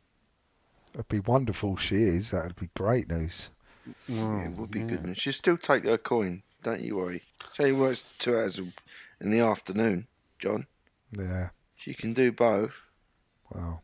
Right. Or maybe, do neither, as the case may or be. maybe as the mayor, you may not be allowed to do other things. All Hopefully, right. Well, let's hope so. yeah. It's a full-time job. You can't do West Ham and be mayor of No. London. Yeah, Off you sort go, out all Karen. the stadium issues. Though, Tell wouldn't you it? what, well, I might get that hashtag trending for once though. If she become mayor of London, Yeah. Brady out. Brady out. That'll be ringing round London. Yeah. Anyway, Dodsey goes on. He says, "I have a problem with dragonflies, as you do. You have a problem with a few things. Yeah, eating our grasses in the back garden. Does Sean want me to send them to him? As he reported the Scousers for breaking seats at the London Bowl, they can eat that grass." Ooh. Also, he says, Ian Kemp, the lad who took a dive when the police have pushed him out the way, has received over 10 million views for the video. Nigel Len, are you embarrassed to know he was born near Canning Town and this is how all towners behave? Tanners would have stood up properly. He's obviously been out west too long. I thought he bought the foul, to be honest. Well, I didn't. There was a bit of contact. I was trying to see what he The done the video- classic crossover into his line and went down. The video didn't Before he show bought the it. clear run at it, did it? No, it was like Paul Walcott-esque in the stumble and the fall down. And then he rolled makes on the his horse back. to canio, yeah? Yeah. So then he rolled on. Perhaps horse was Paolo the horse, and then he rolled on his back like some turtle that was stuck and just lay there as if he was waiting for someone to flip him back up. But obviously, the poor bloke though ended up in hospital. So. Ian Kemp's his name. He's so famous, nobody knows his name though. But he will now be the. We got the White Horse final. Perhaps we could call. What would we call that? The Palace game now. The Trip Horse final. The Brown Horse Faller. Yeah, the Brown Horse. Yeah, I think we should. Yeah, Weren't a foul for me. No, we'll have to find out if that horse could be called Paolo. Wouldn't that be good? He made a meal of it. Let's face it. God, not much. Yeah. He probably likes a good meal by the looks of him anyway. He has got a question. He says, who was man of the match for you on Saturday? Because he's gone for Souček and Dodsey was there. Bloody hell. So for the Souček haters, who you make your man of the match if not him? None of them for me. There wasn't anyone worthy of the man of the match. No? No. No, it was a terrible performance. You give a man of the match to a Terrible fucking performance. player. Scored 3 goals and it was a terrible performance. There you go. It was a fucking terrible performance. We fucking fluked 3 goals. Fluked 3 goals. Not worked on them and Oh, go on, you training dream ground. on. You dream on 46 point, boy. Go on. Some of us are fucking realistic on here. Well, after Jesus you, Christ. after you, fucking hold up, after you, dreamer we'll you only are. get 10 points. Yeah, well, we're on 8 already. So I think. Well, we ain't got fucking 10 then yet, have we? Oh, all right. Well, I think we'll be a damn sight. Yeah, but none of you thought we'd be on 8 once we're where we are. Oh, it's all you pointing the finger again. Go on, Everly Brothers. So, Dream on. yeah, we'll see. Let's wait till the end, isn't it? And John still Yeah. give me a tenner. I've got that tenner ready. I won't give it early. Yeah, give it. You write your name on it. Yeah, I bet you can't wait to I'll have fall that 8 points framed. short. Yeah. What a Question- triumph. Yeah. Question 2 is there are only 900 tickets for the away game in the semi-final. He's got a question for Sean. Does he think he'll be lucky in the Barrett? I think he will. I think he will by some of the stories he's put out, Dots. Like he was in the under-18 Cup final at Arsenal, which was sold out, but he's still got a ticket. He got 3 tickets. He took his daughter and his son. Yeah, but to be fair, I do know how he saw some of them tickets, and they weren't from the club. Some of them. Dodsey then says, which London-based team has had the best season and which has had the worst? So this is great because this is like Dodsey, born in Sheffield, grew up in Cornwall, lives in Devon via New Zealand. And he's listed all the London teams. Are you ready? Arsenal finished 2nd. Brighton finished 5th. Brighton. Brighton, isn't it? Spurs finished 8th, Fulham finished 10th, Chelsea finished 13th, West Ham finished 14th. It goes Brady out. And what I love about this is he's got Brighton finished 10th. Obviously, Brighton, don't want to break it to you, Dodds, it's about 62 miles away from London, I think. I'll have you know. It's on the fucking coast, It's on the Dodgy. coast of Sussex. I think he meant Brentford. Yeah. But he also missed out Crystal Palace, the game he Did just the been to, game which it was. Did you not notice you was in London, mate? I know it used to be Surrey, but it's now classed as London. Back to geography school for you, mate, instead of playing golf, I think. So, right, who is going to have? Who's going to have? I think the best way to say it, who's going to have the worst season? Tottenham. Chelsea or us? Oh, I think Chelsea. Chelsea. Because we're used to what's going on, really, with us. Yeah. Excuse me. But yeah. I mean, what are we? 5 points behind Chelsea? It's a big ask. But, I mean, they're going to struggle. Oh yeah, we beat City on Wednesday and Man United on Friday. There you go. On Saturday. That's it, John. Sunday, See, I've got you believing already, haven't I? Look. So we're all going Chelsea, aren't we? Yeah, I think so. Roger Spurs ain't covering himself with glory. It depends how that all finishes. Yeah. Roger Chelsea are pretty bad. Yeah, but there's so many parts to the Chelsea story. The Lampard becoming the worst manager in history and all that sort of stuff. It's just it's a classic. I didn't realise my Twitter feed would be so busy today. People, I hope you haven't been put in question. Right, I've got a few here. Don't worry. Okay, I'm not going to.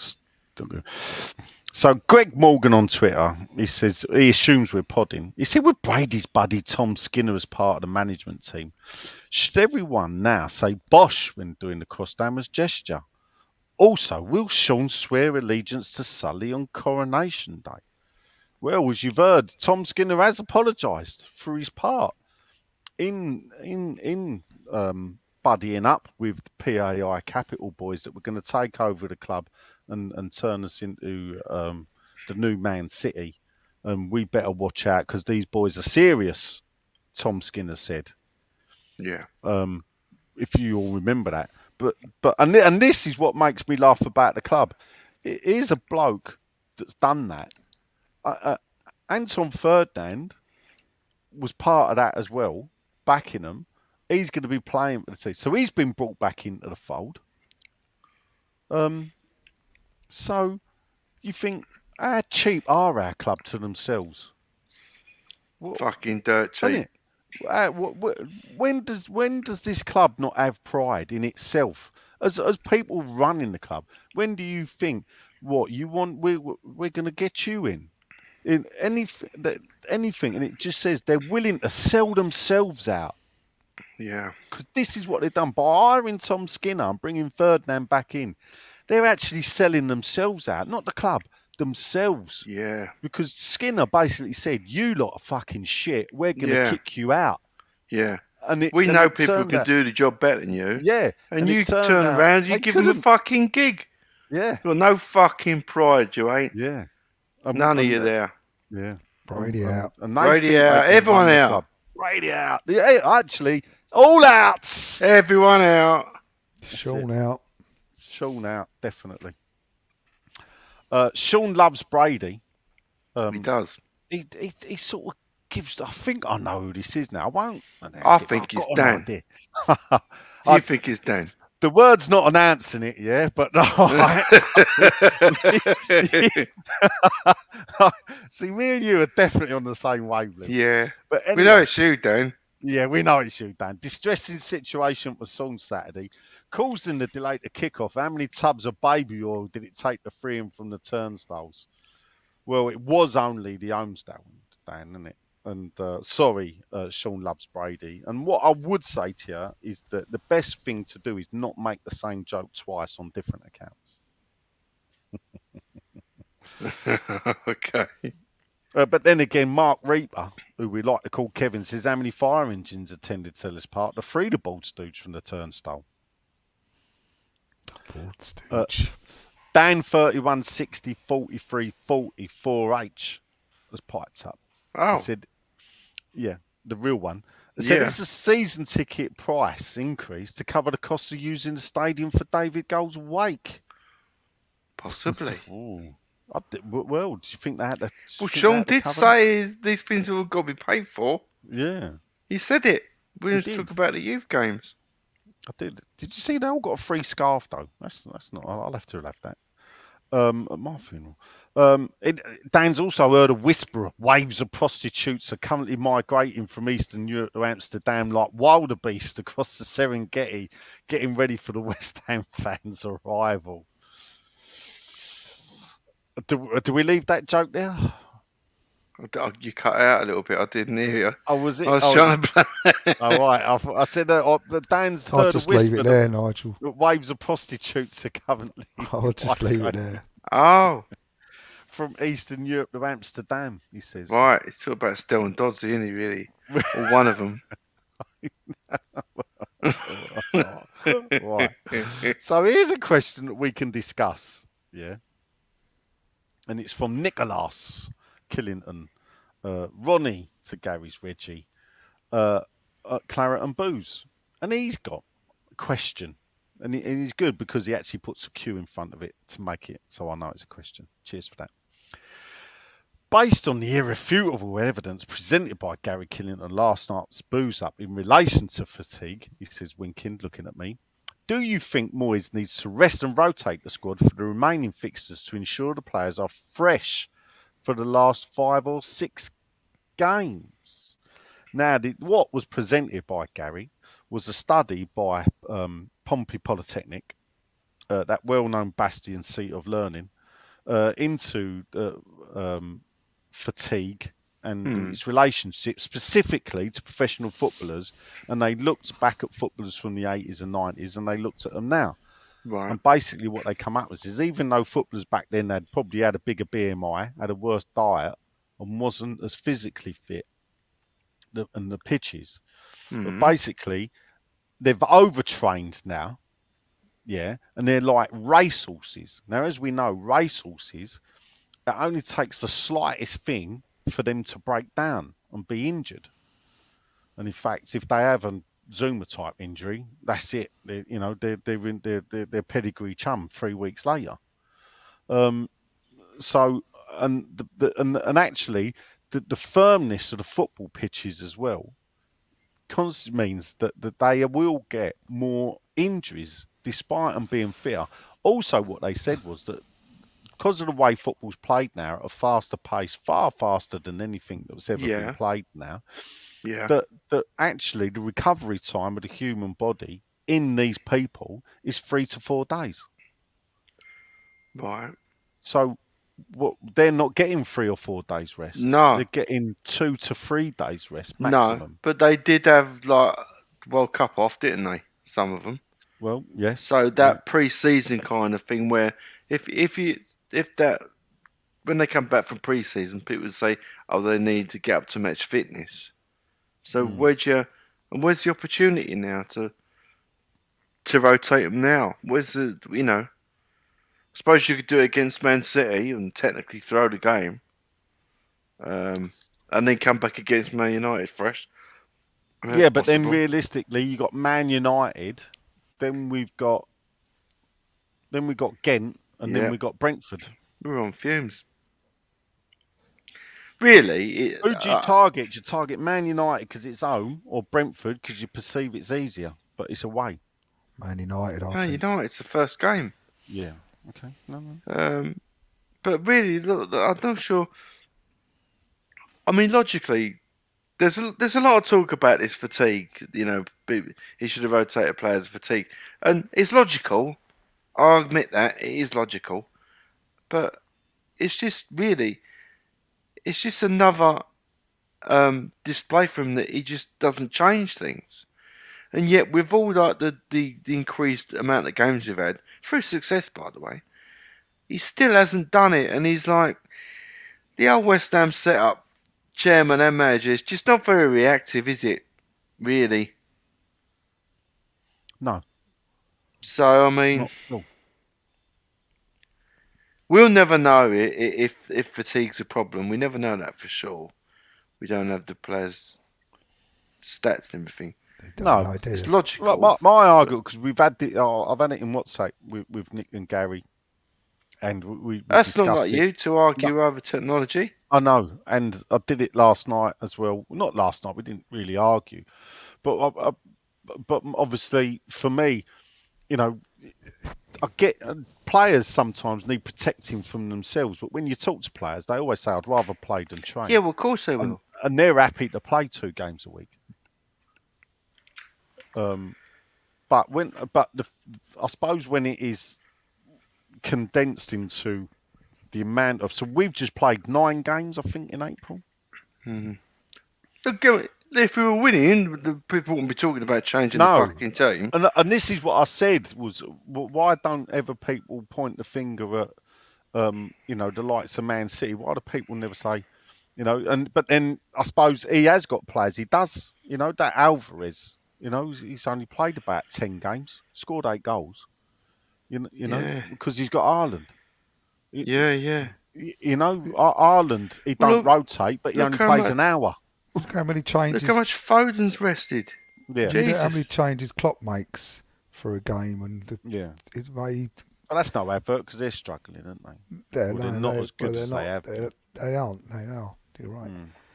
But they just, you know, he's not got the opportunity now greatly to chop and change it and rest players. But I think against City, as we've already discussed, I think we all agreed that, you know, let's let that one go and let's go at Man United.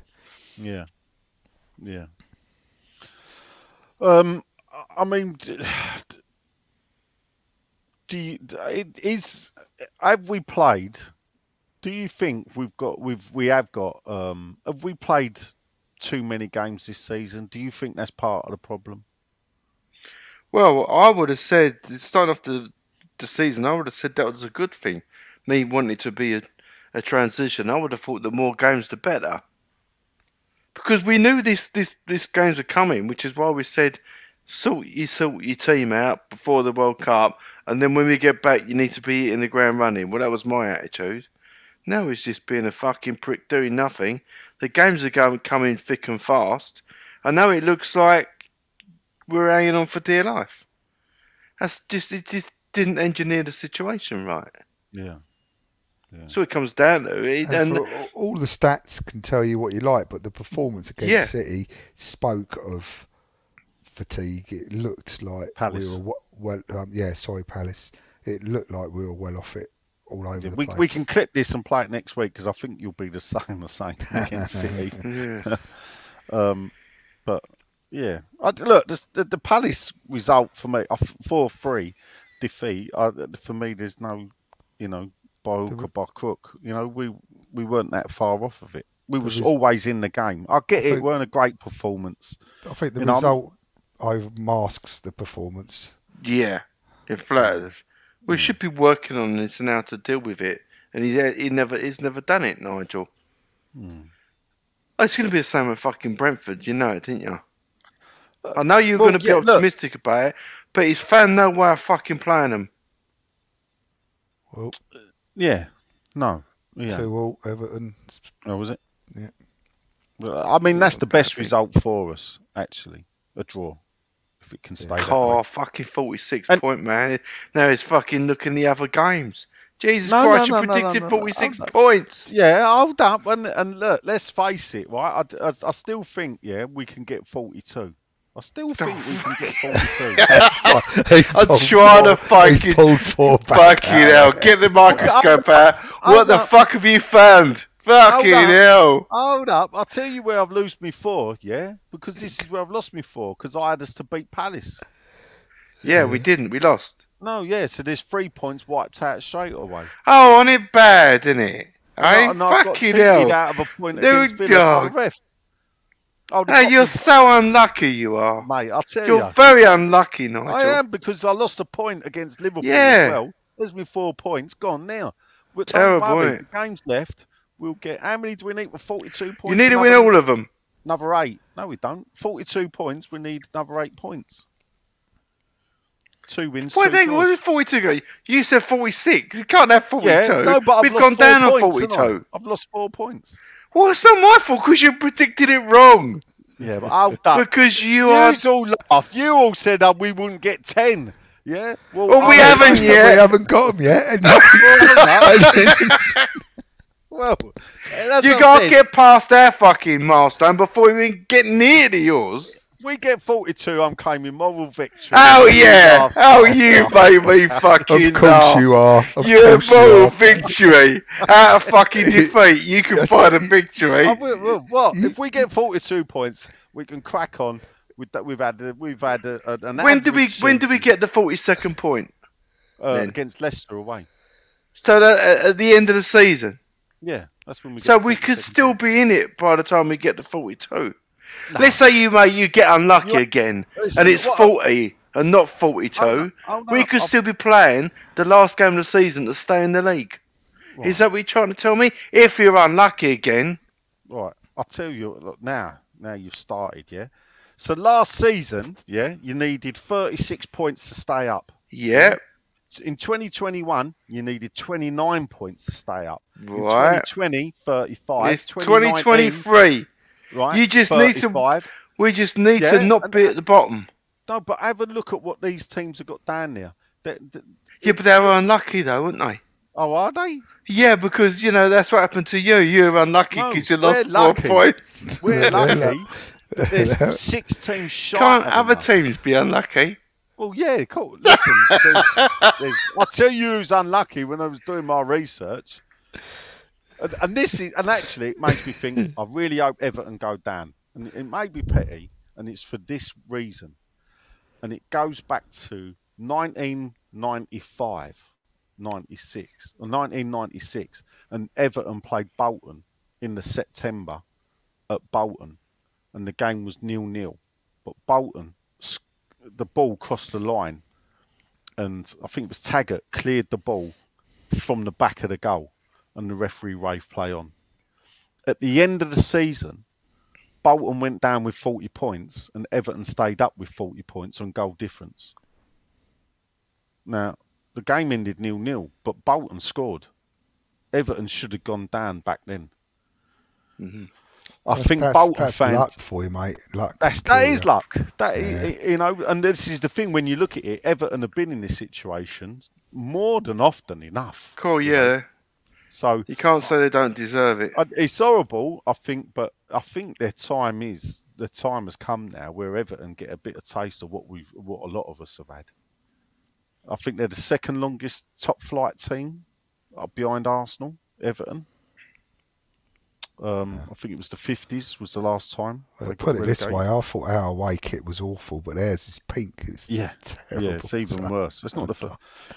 I mean, this is the mad thing is where I did think. Well, everybody talks about 40 points being safety, yeah. But in the last 20 years, in the last 20 years, only twice have you needed 40 points or more to stay up. Yeah, in 2003. The team that got relegated went down with 42 points. So therefore 43 would have kept you up, but Bolton got 44. And actually West Ham's goal difference was so bad, we'd have gone down with 44 points that year. So 2003, so West Ham got relegated that year. The next season, the only other season where you needed 40 points to stay up. Do you know what season it was? Do you want to guess? When was the last time we went? 2012 or something? Was it? When Exactly did we go? right. 2011. And you needed on 40. You would have needed 40 points to stay up. That's the only 2 seasons that actually the mythical 40-point figure was actually needed to stay up. I mean, I'm sitting here thinking one more win and that's why. Yeah. No, that's that. Look, Bournemouth have turned man and started celebrating. They're only 2 points above us. They're staying up. that was the mentality. If you listen to the interviews with Gary O'Neill and what the way that the Talk Sport were talking today on the breakfast show and on the one after, they're staying up. Bournemouth after that win. Yeah, but aren't So- they on Wins Bournemouth for you, though, isn't it? They're on Bournemouth 2 on points above us. They're 39 points, Bournemouth. 30. I thought they were 36. No, 39 points, Oh, was Bournemouth. They won. They beat. Who did they beat? Was it last night they beat? Leeds. Oh, perhaps Leeds, I was yesterday. at the. Oh, right. They're on 39 points. They're on so- 39 points, so they are Oh, well there you go. safe. They're So up there they're- with Chelsea. Yeah, but they ain't got 40, have they? No, So they haven't. But like I say, one more win. Wolves are on 37 above us, so one more win that gets us there. But the way it is at the moment, Leicester are a bit behind us now on 32. So it's very tight. yes. That It is. Is that it? No, Got a that question? ain't it. AR Sean says, anyone still think Len will be painting Rice lifting the trophy on 7th of June? Well, he might paint it 8th of June because he might celebrate. He's celebrating on the 7th. He then says, so yeah, I still think he will. Nicholas, sorry, AI Sean. I hope it is. I hope I am. Yeah, you will. Not be, so mate, don't sure worry. now, though. He says, can Sean confirm on behalf of his senior source that Ings was a Sullivan signing, not Moyes? Well, I'm coming round to that thinking. You boys sit on the fence with that, or you? Well, I don't know. I It's haven't odd really given it any thought. considering- No, but if he wanted him before, how much Yeah, it was of a- discussed on the TV this weekend before the Palace game when they were talking about him and saying that he went in for him at Sochi and he wanted him. He got his man eventually. That's what they said. So I don't know. Strange. It then says, which fixture are you looking most forward to in the Championship next season? Ooh. A nice easy one. Let's go QPR. Oh, they'd be lucky to still be in it. Where are they going? Right. Exponential anger. The good thing about Twitter is they actually ask questions. Yeah. Says, it's been asked before, but what do we all think? Sell Deck for as much as possible or keep him for as long as he stay, even if it means he leaves on a free? I'd He's in the like latter to group. sell him. Actually, I'd like to sell him. You got to sell him. He's got to go. You got to let the lad go. I'm wondering, when you look at it, I'm wondering the value of. There's a lot of talk about his price. I know that, but why have such a valuable player there in that position? When you looked at when we had the Payet, the world class player in Payet's position, I think we achieved much more than we did having the world class player in Declan Rice's position. Do you know what I mean? We can. Yeah, I do know what you His mean. effect on the team as Yeah. such. Yeah. That's because an attacking player will always Payet could win you a game on his own. Exactly. Yeah. Just with a free kick or with what. Yeah. Declan Rice don't do that. What he can do is he can stop you losing. But Yeah. he won't win you a game. Yeah. No. And that may be harsh, but that's just the way he plays. Well, you got to let him go. Let him go to Arsenal for 70 or 80, and let him throw in Smith Rowe. Give us Smith Rowe as well. We'll have that. That'd do me. That's not a bad shout. Get some people in. Joe Frost, who's Jack's brother, says if Moyes keeps us up and we win the conference, still see a lot of fans as Moyes out. Who is better to lead us in the Europa League than Moyes with his recent track record in Europe? Brady out, Brady out. says Joe. I get what Joe's saying, but the funny thing is, this season's Europa League, I think we'd have been knocked out after the group stage. Or we might have been knocked out in the group stage. You don't know, though, do you? So that's.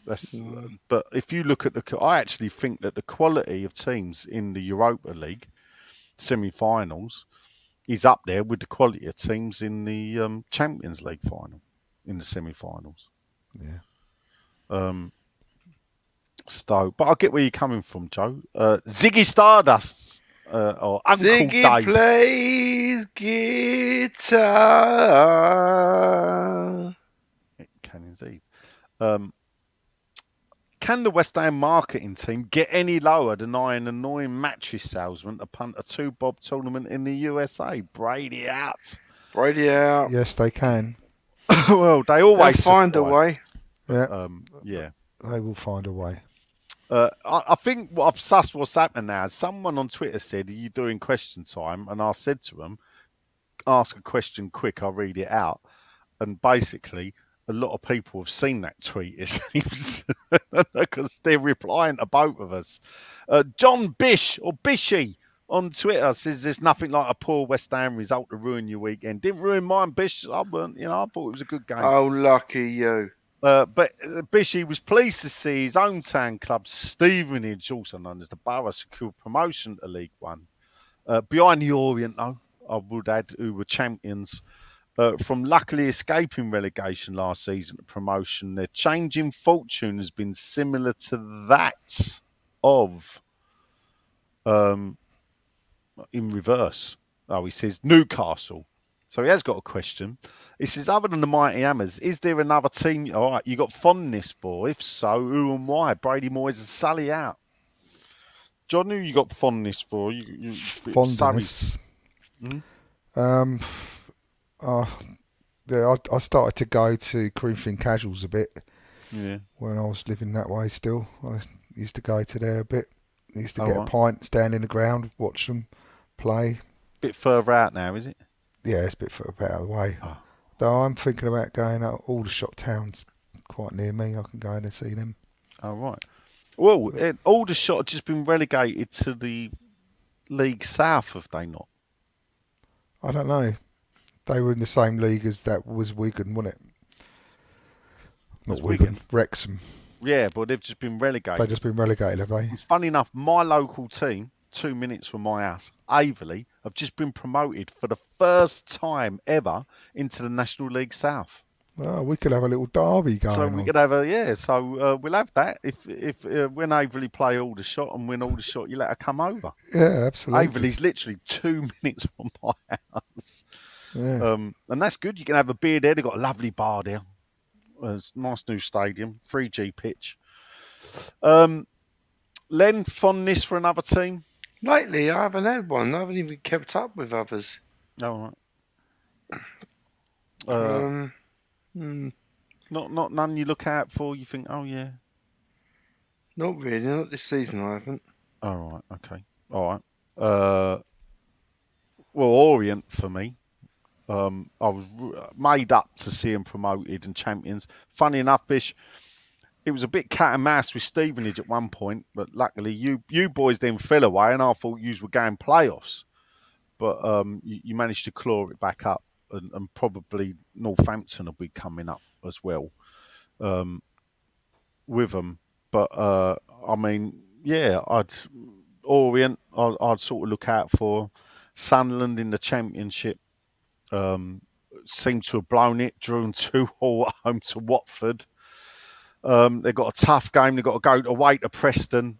And funny enough, I think it'll either be Sunderland in the playoffs or Millwall. So just when Millwall look like they've blown it, they turn up and beat Blackpool. So, yeah. And then I've got my German teams.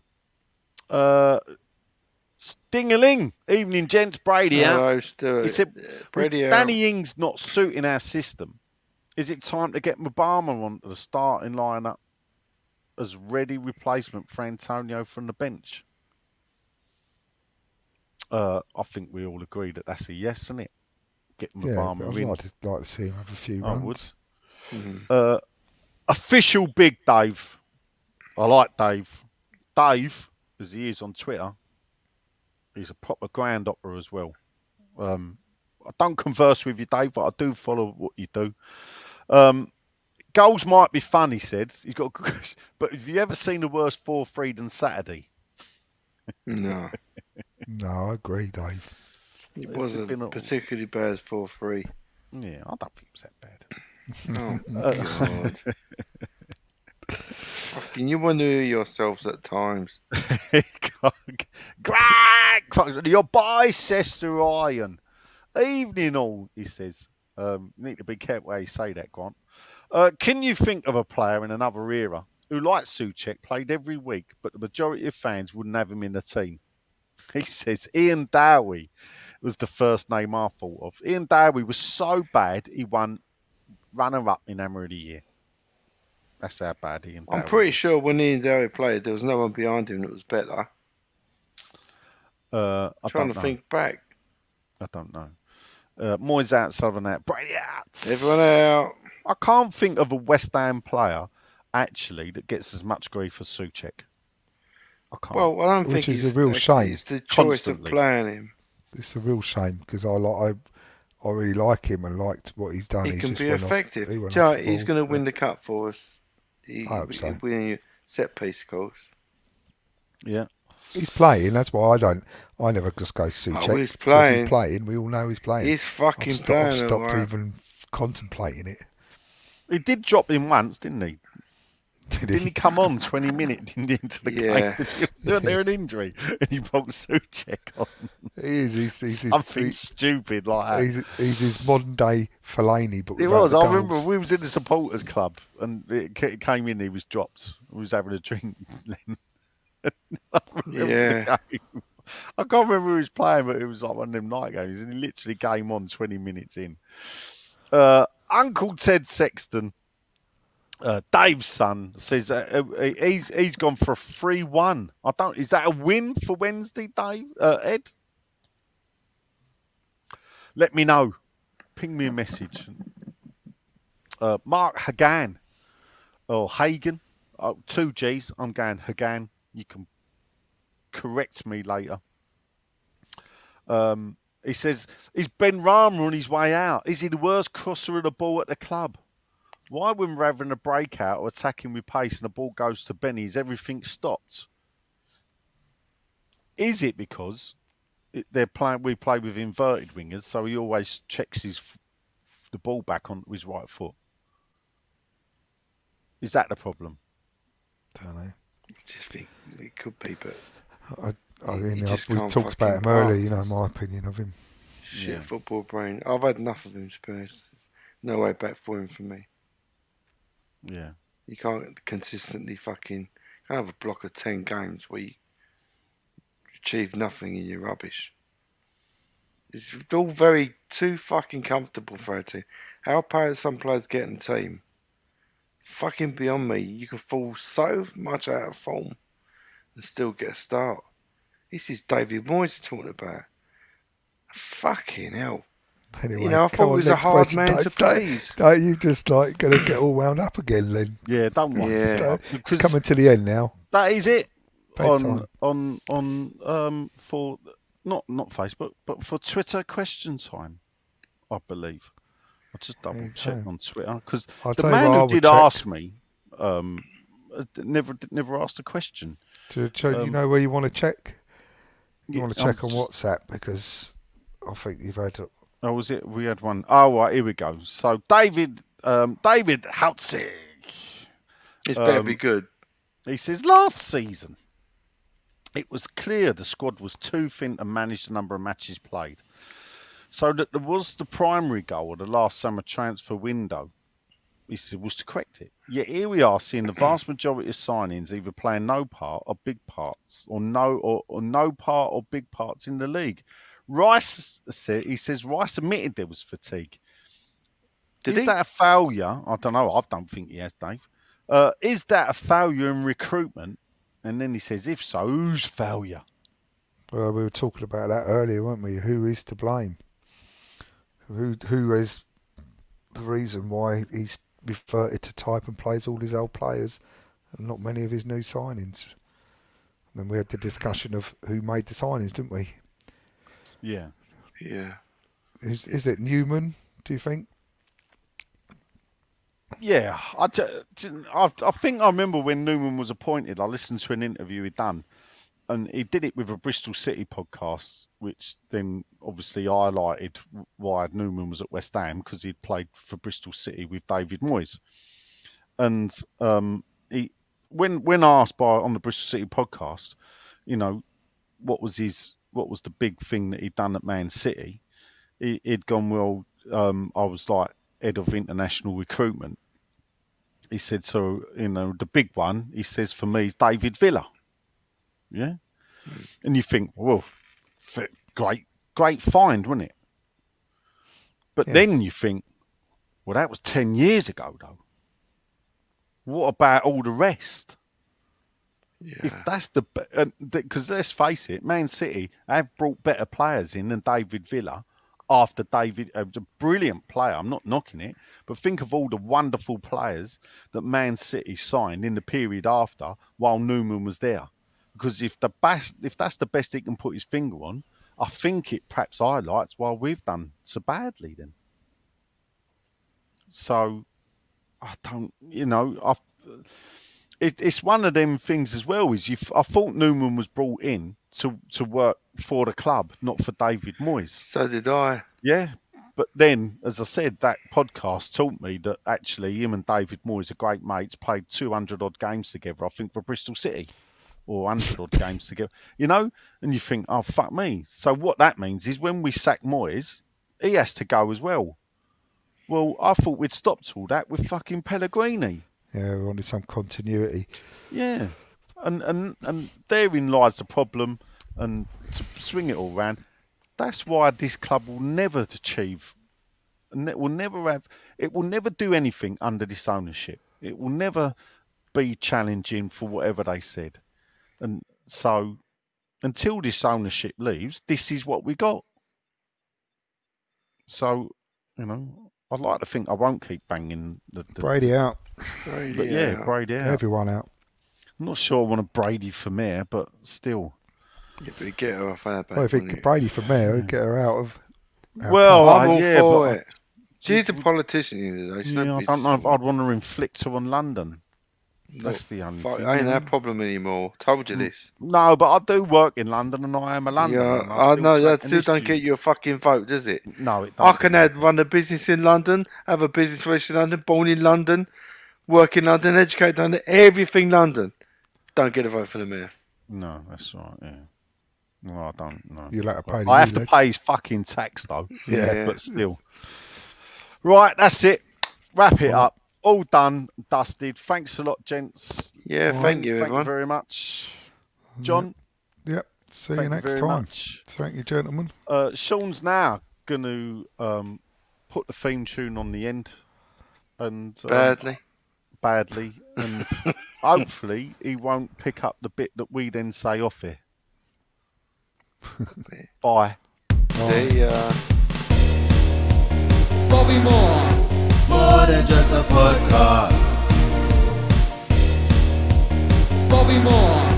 More than just a podcast.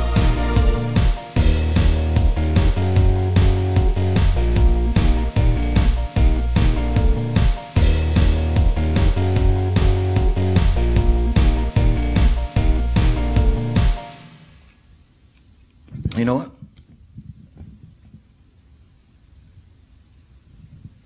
I'm not leaving. I'm not leaving. I'm not fucking leaving!